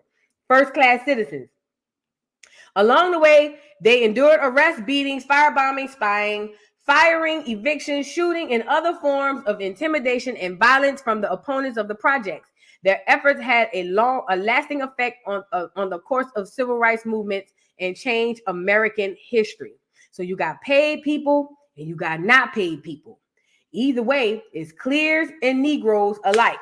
working together to get all these people in Mississippi who was just minding their business long before this. Before this, them people was minding their business, eating their food. They ain't had no problem with nobody. Now, all of a sudden, we got the vote. Now, the parents don't give a damn about no vote. I'm going to find that damn documentary. But for some odd reason, they go get the kids. All right? Now, I want to go here. Hold on. So we know about the side of the people who were getting their ass whipped. John Lewis and them, we know about them. We know about them. Okay? That's not a secret. But there were other people. Hold on. There were other people who, what was I saying? Yeah. Oh, no, there were other people. I'm sorry. There were other people who assisted, but in a whole nother way. Now, let's go here. Let's go get Hartman Turnbull. I need y'all to understand who Hartman Turnbull was. Let's go get Hartman Turnbull. Not this. Lord have mercy. Hold on. This tab. Most people don't know about Hartman Turnbull because I didn't know nothing about him. Keep in mind, Medgar Evers, Hartman Turnbull, both of them were in the military together. Keep that in mind. A farmer and grandson of slaves, Hartman Turnbull was a grassroots civil rights leader in Holmes County. Born in Milston on 20 March 1905, Turnbull spent most of his life living and working on the farm he inherited from his grandparents. That's land. I'm gonna read it again because he had land. Born in Milestone on 20 March 1905, Turnbull spent most of his life living and working on the farm he inherited from his grandparents. Milestone was a village of black farmers. This is a black farming town, the majority of whom got the opportunity to buy their land through a New Deal program in the late 1930s. We haven't talked about the New Deal over here. We will. During the late fall of 1962 and early spring of 1963, civil rights workers from the Student Nonviolent Coordinating Committee, SNCC, that's Kwame Ture and them, came to Milestone at the request of some of the local farmers. That's a lie. The activists began teaching African-American men and women the intricacies of reading and interpreting the Mississippi Constitution in preparation for registering to vote. Turnbull joined this group. On 9 April 1963, Turnbull and 13 other Milestone blacks traveled to the county seat of Lexington to register to vote. A phalanx of whites attempted to intimidate the first 14. So him and 13 others will be known as the first 14. They're the first ones to go down there to try to register to vote and prevent them from registering. As the group stood before the crowd of angry whites, Deputy Sheriff Andrew Smith slapped his gun holster and called out, "All right now, who will be the first?" Turnbull stepped forward and said, "Me, Hartman Turnbull, will be the first." He and another black farmer took the test that day, while the other 12 took it the following day. The circuit clerk failed them all, but Turnbull and the rest were proud that they had tried and had not suffered violence or arrest. Exactly 1 month later, on 9 May 16, 1963, white night riders fired on Turnbull's home and threw 2 firebombs into his living room and kitchen. Awakened by the fire, Turnbull ushered his wife and their daughter out of the house.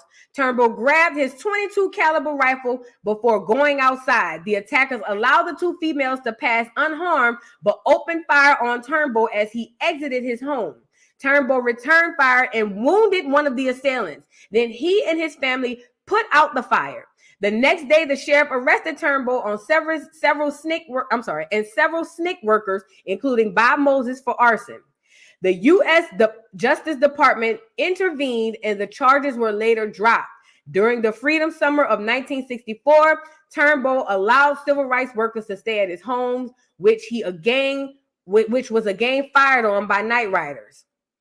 Energized by the community resolve and willingness to retaliate when attacked, Turnbull and other Milestone blacks sought support across Holmes County in 1963 and 64.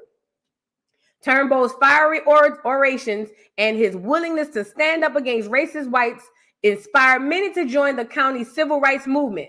Milestone residents formed an extensive organization that eventually took an important role in the Mississippi Freedom Democratic Party, and Turnbull served as one of the party's delegates to the 1964 Democratic National Convention in Atlantic City, New Jersey.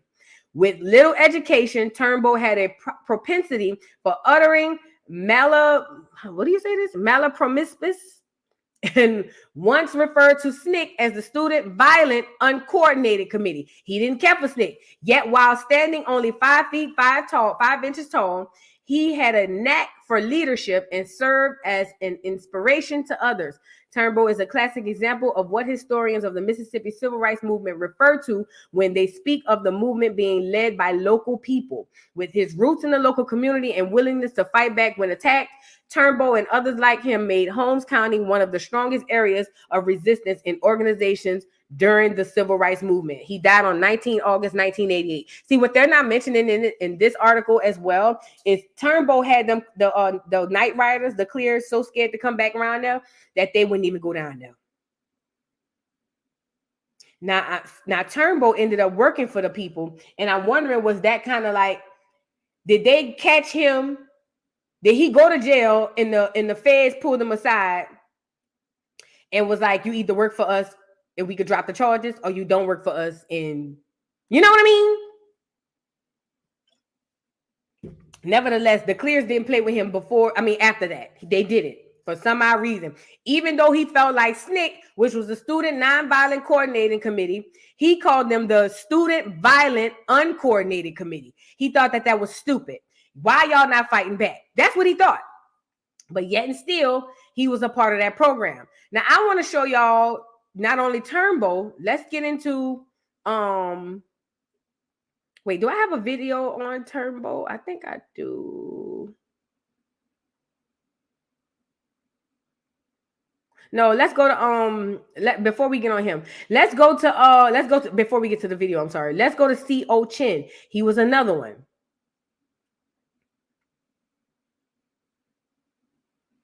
And remember, him and Turnbull and Medgar Evers were friends. They were cool. They were partners. They fought in the war together. Now look, C.O. Chin. This is another one. Chin was born on 18 September 1919 to 154 acres in Farm Haven, Madison County. Do you see this? See when I be doing my thing called reparations in the form of land? C.O. Chin owned 154 acres of land. So when I be seeing people talking about cut the check, that's the low hanging fruit. Do you know how much 154 acres is worth? Even then, these people had land. He received little formal education, but became a leading businessman in Canton, owning a cafe on Franklin Street. He owned a cafe. His wife, Minnie Lou, and their children were active in civil rights work. Minnie Lou Chin worked to organize teenage volunteers and to distribute shipments of clothing and food to largely impoverished communities. Student Nonviolent Coordinating Committee, or SNCC member Ann Moody, who worked on voter registration in Canton, described the Chins as the one Negro family in Canton who had put their heads on the chopping block, fearless in the face of economic and violent reprisal. Hold on, let me scroll down. Flonzie Brown Wright, a friend of the family and Mississippi's first Black female elected official, noted that the Chins frequently provided shelter and protection for civil rights workers and thus set the standard of courage for those of us who later became involved. The CORE Congress of Racial Equality, or CORE, had an office adjacent to the Chins Cafe, and he provided a building for a proposed community center. The Chins Family Club, that Desire, where entertainers such as James Brown performed, was also the site of twice weekly CORE meetings. In the summer of 1963, the drive for voter registration intensified, and Chin began working with the movement full time. According to Moody, Chin's heightened involvement was the luckiest thing that had happened to us. He was a powerful man known as Badass C.O. Chin to the Negroes and whites alike. All of the Negroes respected him for standing up and being a man. Most of the whites feared him. Chin spoke effectively in area churches, recruiting people to register to vote. His activities brought reprisals from Canton whites, and he was forced to close his cafe and was frequently arrested on spurious charges. The Mississippi State Sovereignty Commission closely followed Chin's activities, and hundreds of documents in the commission's archive track his movements throughout the 1960s and 70s.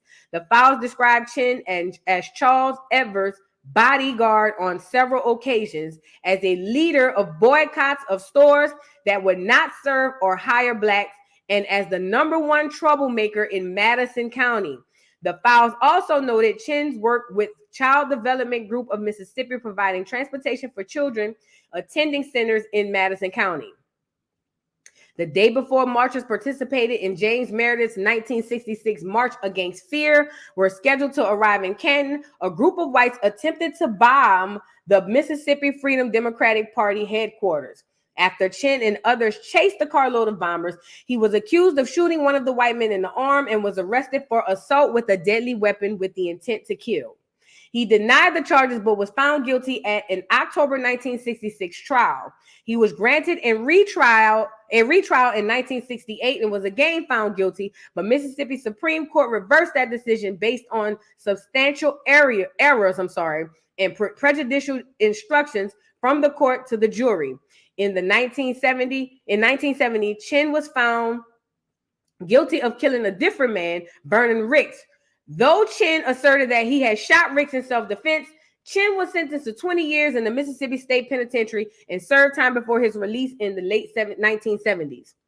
Chin continued as a community leader in Madison County, and the Head Start in Canton was named in his honor, along with Annie Devine and E.W. Garrett. Before his death on 19 July 1999 from colon cancer, Chin saw his son Robert and daughter-in-law Mamie Chin become judges. Alice Scott and Canton's first black mayor cited Chin as an inspiration, noting that his perseverance, endurance, and his insistence in making things better helped pave the way for where I am. Now, Chin was a bad motherfucker. He went to prison, but he went because they knew not to play with him. Now, these were two people who helped aided in Freedom Summer, but they were not to be played with. And it wasn't just them, it was other people. But these people were not to be played with. Not to mention, these people had land and monions. Okay? Now, I want to show y'all a video on Chin. This is a short video. We're going to get the short video up here on C.O. Chin.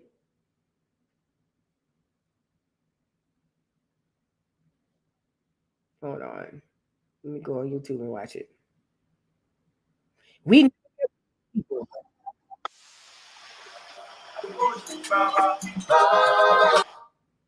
If you're watching this video, you are that tunnel vision of what's going on. That I want to give you guys some. I'm sorry. It skipped to the next. The channel. So guys, get in there, rock it out. In the 60s, when the civil rights was really starting to kick off and gain some momentum. This is Canton, Mississippi, and when the Corps project director, Mr. Dave Dennis, had gone down there to start his project, and he ran into Mr. Chin. All right, so let's start off with when they had met, because I'm using two sources of information. One is from snccdigital.org, and the second one is Zen, like ZINNED project.org. This is Zen Education Project. All right, so this is again back in the 1960s when Mr. Dave Dennis, the project director for CORE, Congress of Racial Equality, he had gone down to Canton, Mississippi, and he came in contact with I'm Mr. sorry. Chin. Hold on. I thought he was going to. Let's just go here because we already read the whole thing. So this is CL. What's his name? C.O. Chin. No, that's Gregory Raymond. Hold on. I thought he had a picture of him up here. Because he's going to go over the same thing I went over. because one of those articles he mentioned was the same thing. Let's move on. Hold on. I have a freedom thing video. Shit, I can't even talk. Hold on.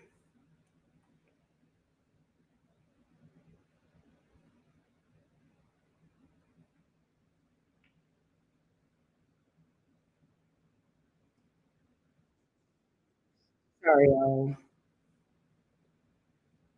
I'm so tired of these doggone voting. Girl, I'm so tired. Let's get it over with, girl. Rip the Band-Aid off at this point, because I'm tired. It's another ad. Hold on.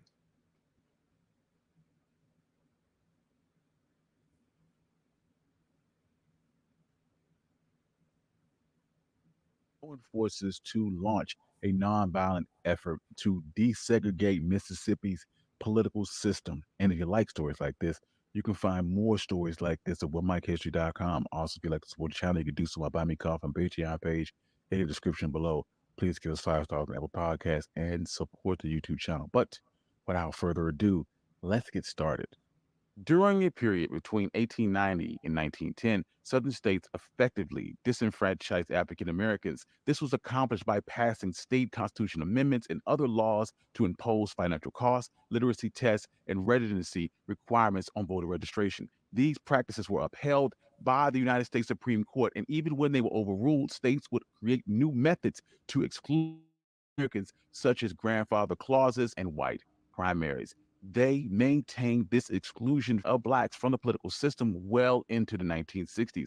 By 1964, the civil rights movement was well underway and had made significant progress. The Freedom Riders in 1961 had challenged Jim Crow laws in the segregated South, and Martin Luther King had delivered his renowned I Have a Dream speech in August of 1963 at the March on Washington. Despite this, African Americans in the South were still being denied their constitutional right to vote due to intimidation and violence, poll taxes, and literacy taxes. Without access to the polls, political change in favor of civil rights was slow to non-existent.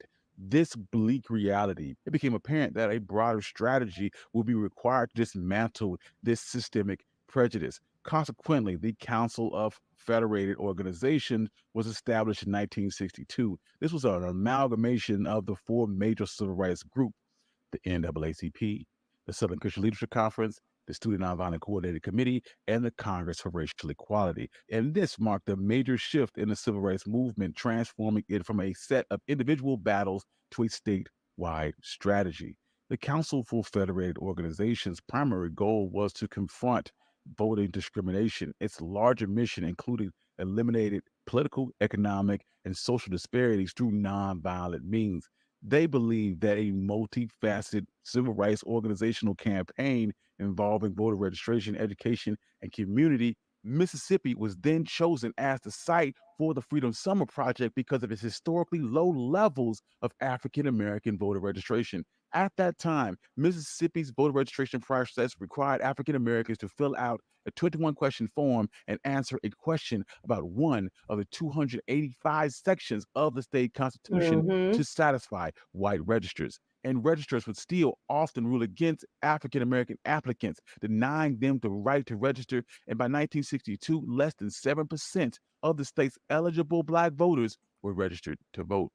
Bob Moses began planning for the Freedom Summer in the spring of 1964, recruiting passionate speakers to engage college campuses across the nation. His recruits comprised mostly of white college students from middle to upper class backgrounds. The SNCC's idea was to recruit white individuals was a strategic move and aimed at drawing the public and media's attention to their cause. The training of volunteers was an important part of the preparation and was held at Western College for Women in Oxford, Ohio, where they learned about voting registration laws, procedures, and challenges that were particular to Mississippi. Role-playing, psychological preparation were crucial in this training. Moses asked his staff and volunteers to commit to nonviolence, but few could oversee the extent of the danger that they would be facing. They were warned about the high risk of arrest and violence and were encouraged to read books such as Dr. King's Stride Towards Freedom and Lillian Smith's Killers of a Dream to mentally prepare themselves for this experience. However, the initiative faced intense oppression. Among the first wave of volunteers on June 15th were two white students from New York, Michael Swerner and Andrew Goodman, and a local black man named James Chaney. And soon the three would disappear after visiting Philadelphia, Mississippi. This sparked a nationwide manhunt for the killers and brought attention to the civil rights movement. When the men went missing, the Student Nonviolent Coordinating Committee and the Council of Federated Organization Workers began phoning the FBI to request an investigation. After a public outcry, the Attorney General Robert F. Kennedy authorized the FBI to get involved in the search. FBI agents began swarming Philadelphia, Mississippi, where Chaney, Goodman, and Swerner were arrested after investigating the burning of a local black church, which had been the center of political organizing. For 7 weeks, FBI agents and sailors from the nearby naval base searched for their bodies, wading through swamps and hacking through underbrush. FBI Director J. Edgar Hoover even went to Mississippi on July 10th to open up the first FBI office in the state. Throughout the search, Mississippi papers and word of mouth perpetuated the common belief that the disappearance was a hoax designed to draw publicity. But soon, however, it was discovered that the men had been killed by the Ku Klux Klan with help of a local policeman. Dr. King would characterize their brutal deaths as an attack on human brotherhood taught by all great religions of mankind. The activists of the Freedom Summer Project were shaken by the murders, but they were undeterred. The Freedom Summer Project was met with great violence, including numerous murders, bombings, kidnappings, and the torture of activists and local residents. This brought attention to the civil rights movement, but it also led to the Freedom Summer Project being denounced at all levels of Mississippi society. The state senators and the governor publicly refused to obey federal immigration laws. The state police doubled in size. Legislators passed new laws prohibiting picketing and leafing, and local sheriffs and police expanded their forces and acquired new weapons. Business leaders created the White Citizens Council to punish those involved in the Freedom Summer Project, and Black Mississippi residents' homes were foreclosed on. They were fired from their jobs. They were denied access to stores, and food pantries were shut down. Additionally, white supremacist groups such as the Ku Klux Klan targeted civil rights workers and Black residents. Between June 16th and September 30th of 1964, there were at least 6 murders, 29 shootings, 50 bombings, more than 60 beatings, and over 400 arrests of project workers and local residents. Despite this violent atmosphere, other Freedom Summer activists were able to establish 41 freedom schools, which educated over 3,000 students. These schools did not just solely focus on traditional subjects like math and reading, but they also incorporated Black history, civics, and leadership training to foster a political consciousness and empower the African American community. The concept of freedom schools was not about basic education, but it was about providing a place where youngsters could voice their concerns, think critically, and dream about a more equitable future. Following freedom schools and the voter registration drive came the establishment of the Mississippi Freedom Democracy Party. Major roadblock to gaining voting rights in Mississippi and across the South were state Democratic parties because Black Mississippians were barred from Democratic primaries and caucuses. So they formed the Mississippi Freedom Democracy Party and challenged the legitimacy of the all-white delegation of the state. So pause. Running back a little bit more. I'm sorry, I was looking for that other video. I found the 2 videos I want to show y'all, but hold on. The Mississippi Freedom Democracy Party. Major roadblock to gaining voting rights in Mississippi and across the South were state Democratic parties because Black Mississippians were barred from Democratic primaries and caucuses. So they formed the Mississippi Freedom Democracy Party and challenged the legitimacy of the all-white delegation of the state's Democratic Party. This is giving lunch counter teas. So the white folks don't want you in their party. And you Negroes form your own Democratic Party to tell them you want to let in. This is them kids. This is them people telling them kids to do this. We had way more pride than this. This is sick. In 1964, the Mississippi Freedom Democracy Party achieved national recognition for this challenge of the status quo of racial discrimination by the United States, led by luminaries such as Fannie Lou Hamer Annie Devane, and Victoria Gray. The Mississippi Freedom Democracy Party advanced its argument at the Democratic National Convention in Atlantic City. They argued that the state's regular Democracy Party was illegitimate due to the exclusion of Black folks. The Mississippi Freedom Democracy Party argued that they should replace them as Mississippi's representatives as the Democratic delegation. However, they were met with hostility and resistance from the political establishment. At the convention, a 68-person delegation brought attention to their cause. One of those delegates was Fannie Lou Hamer. Hamer gave a very powerful testimony about the injustices faced. Fannie Lou is her and her husband were Masons and Eastern Stars. Yes, we call BS. These are treasonous acts against humanity that was never dealt with. Absolutely. Absolutely. That's what it's given to these. Why I want the clears love us. That's what it's given.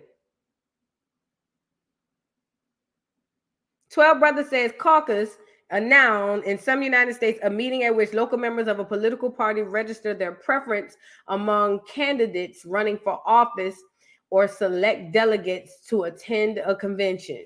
Got it. Yeah.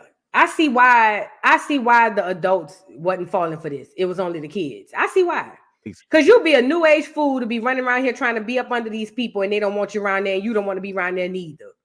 By African Americans in Mississippi. She would state that this is America, land of the free, home of the brave, where we have to sleep with our phones off the hook because our lives are threatened daily, just because we want to live decent human beings in America. President Lyndon B. Johnson, however, wanted a peaceful, non-controversial convention, and this led to threats made against supporters in line for federal appointments and withholding money from Martin Luther King Southern Christian Leadership Conference. Eventually, a compromise proposed for 2 seats for the Mississippi Freedom Democracy Party and full seatings for the all-white delegation. No discussion was ever held with the Mississippi Freedom Democracy Party about this compromise. After intense discussion, the Mississippi Freedom Democracy Party would reject this compromise, with Fannie Lou Hamer famously stating that we didn't come all this way for no 2 seats. We all is tired.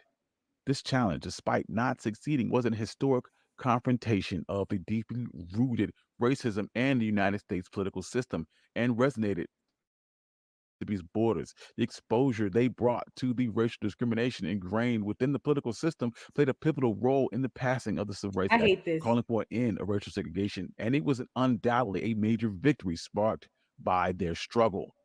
Additionally, the Mississippi Freedom Democracy Party challenged other states to reassess their electoral practices and confront their own racial discrimination. Ultimately, the legacy of the Freedom Democracy Party in promoting democracy, equality, and racial justice created a profound and far-reaching change in the American political system and the social landscape. In the aftermath, the Freedom Summer stands as a pivotal campaign that accelerated the civil rights movement, despite not instantly resulting in a large upsurge in African American voting as it intended. In the summer of 1964, around 17,000 Black citizens in Mississippi bravely confronted racial prejudice by registering to vote. Out of these, a near 1,600 applications were accepted.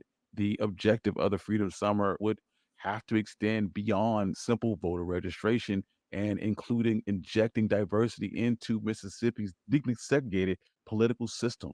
The true impact of the Freedom Summer lies beyond the numbers. The event acted as a beacon, highlighting the unattended issues of racial discrimination, racial violence in the Deep South. The immense attention attracted from the national media and the rest of the country made aware of the systemic oppression by African Americans in the Delta.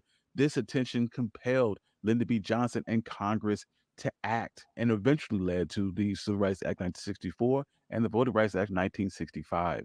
However, the Freedom Summer also created an internal division and complexity within the civil rights movement. Some activists were frustrated by the national attention drawn by the white volunteers' involvement. There were also accusations that the white students had a dismissive attitude and too much control over the civil rights movement. Keep that in mind, because remember, the clear people were getting paid. See, the Negroes didn't know that. Listen to, and because I'm going to show you a video that's going to prove just this. I'm going to show you a documentary video that's going to prove just that frustration right there. Look at what he said. To the Civil Rights Act 1964 and the Voting Rights Act 1965. However, The Freedom Summer also created an internal division and complexity within the civil rights movement. Some Keep internal vision in your mind. activists were frustrated by the national attention drawn by the white volunteers' involvement. There were also accusations that the white students had a dismissive attitude and too much control over the civil rights movement. These divisions. Before we get to this food, why would white people be so interested from up north to come down to Mississippi to help niggas vote? Why? What is their vested interest? Could they be hired help too? And this nigga here, he started too many fires and got the hell on. I don't know why black people still revere this nigga here.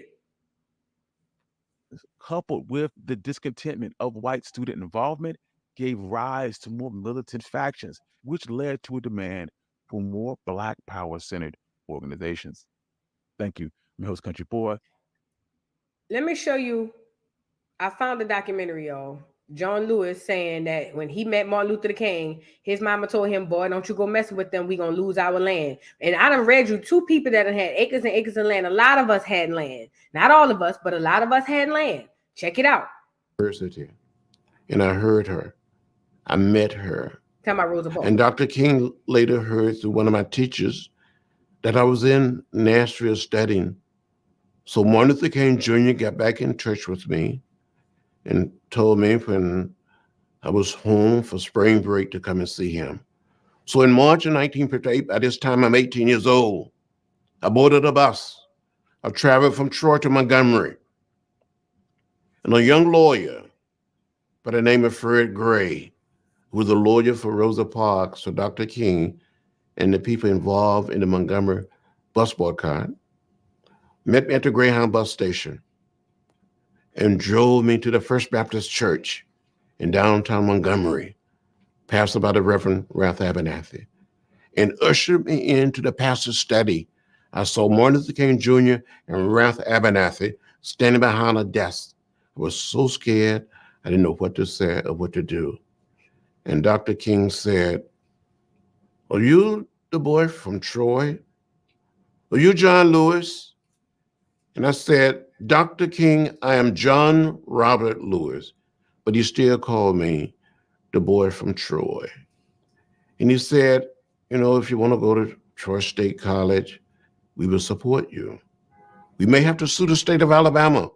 We may have to sue Troy State, but we're prepared to help you. Go back home and have a discussion with your mother, your father. You know, your home could be bombed. That's what he said. Mm-hmm. Your home could be burned. Your family could lose their land. Mm-hmm. You could be beaten. Did you catch that? Your home could be bombed, your land could be burned, and your family could lose their land. Look. But we're prepared to help you. Go back Mind home. you, John Lewis was a child going to college. Mike was a grown man. He recruiting these children, getting them to sacrifice everything for the civil rights. Pay attention. And have a discussion with your mother, your father. You know, your home could be bombed. That's what he said. Your home could be burned. Your family could lose their land. You could be beaten. You could be Now, this makes me think too. Why would C.O. Chin and the other guy go fight for the rights of vote knowing that they could lose their land too? Why would they be on this side of the coin? And I went back, had a discussion with my mother and my father. They were so afraid that something could happen to me, could happen to them, or we could lose the land. Look, mom and daddy was afraid something could happen to him, to them, or they could do what? Lose their land. That's why I say reparations in the form of land. But look. Home could be burned. Your family could lose their land. You could be beaten. You could be harmed.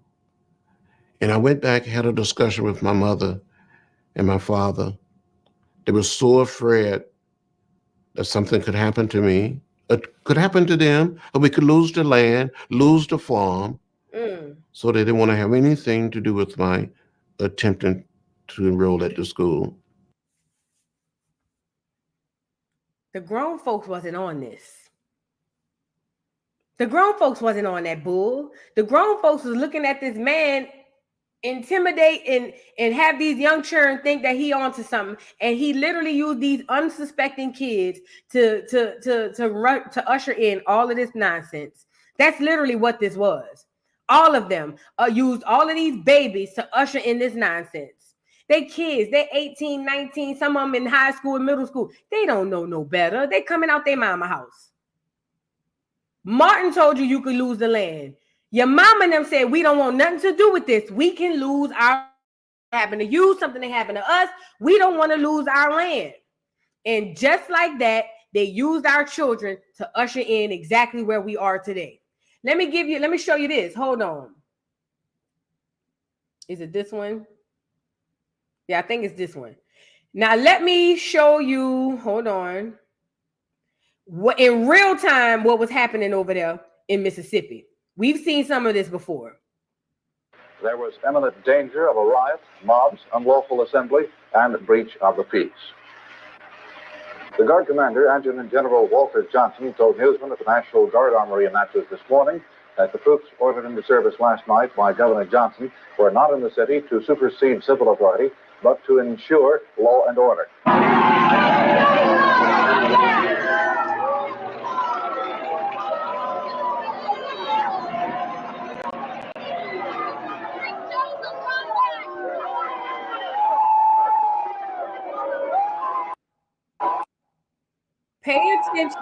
Pay attention to the people who are out there fighting for this. These are the babies. Look, these are kids.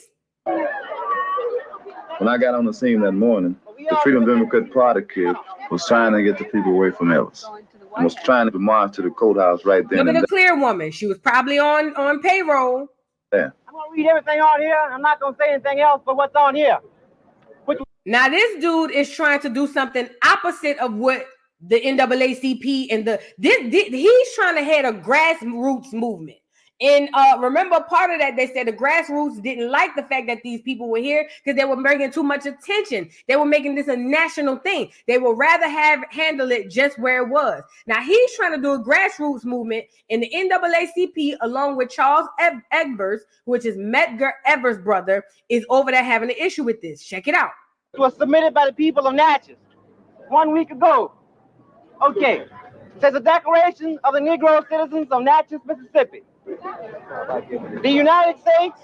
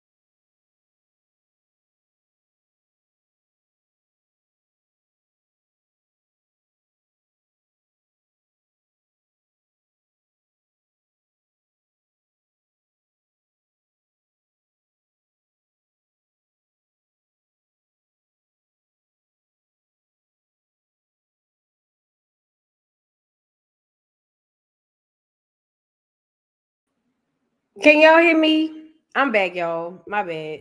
I should be back now. Hold on. Girl, the power just flickered out and came back on. Can y'all see me? Yeah, y'all should be able to see me now. Yeah. Y'all can see me now. The power flicked off, girl. Everything just flicked off. I don't know what was going on. All right, hold on. We could get right back into it because we almost done anyway.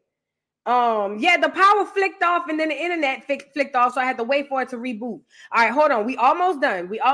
And then we're gonna get off here anyway because I gotta put something out on the house. Hold on.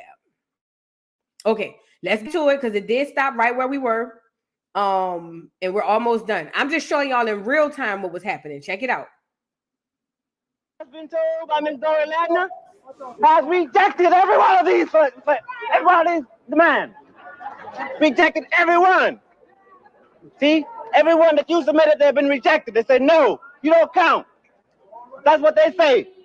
They say you can demand and demand and demand, but nothing's going to happen because we're going to reject them.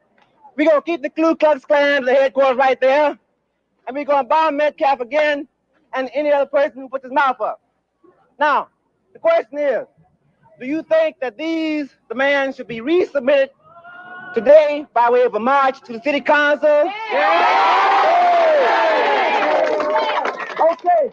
The guys who tell you to wait until tomorrow and the next day and the next day, I am willing to go today with you down to the city council to present this. All right. Now, this is the grassroots. Mind you, the NAACP had already came down and tried to take over. Now, here's Charles Evers, or they trying to tell him to calm down. This is the NAACP people. Trying to tell the grassroots to calm down. We have some eager bees here who want to lead people off down the street without an understanding. Now, we're not in this just to go out and raise a whole lot of hell. We're in this to be sane and sensible. Now, those persons who will mislead you here will mislead you anyplace else. Amen. Now, all we've asked you to do.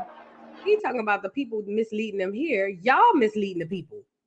And I'll make this crystal clear that this is an NAACP project along with the community of Natchez. And we're not going to let none of the rest of you come in here and take over our project. You understand that? Let's make that clear.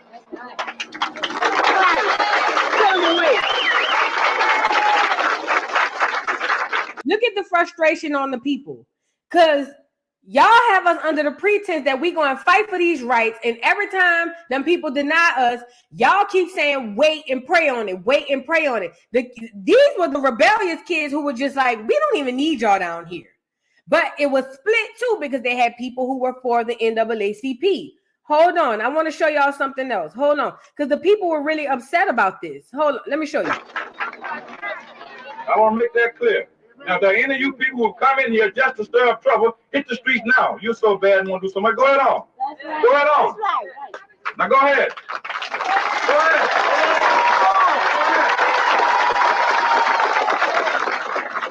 Now, you people on the back on here. They're not going to let them get you in a lot of trouble. So we'll ask you to wait patiently here, and we can go upstairs and meet with the committee, and we'll come back down and tell you what we're going to do. Thank you very much.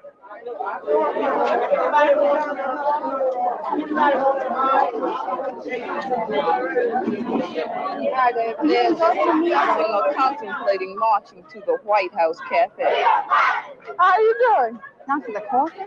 To the White House Cafe. I imagine that the chief of police told them that they could block off Pine Street March to the White House, but that's all. So you're going to the White House? You're going to the White House to drink beer? You're going to the White House, but the White House is a lounge and a cafe. Anyway, that's White House.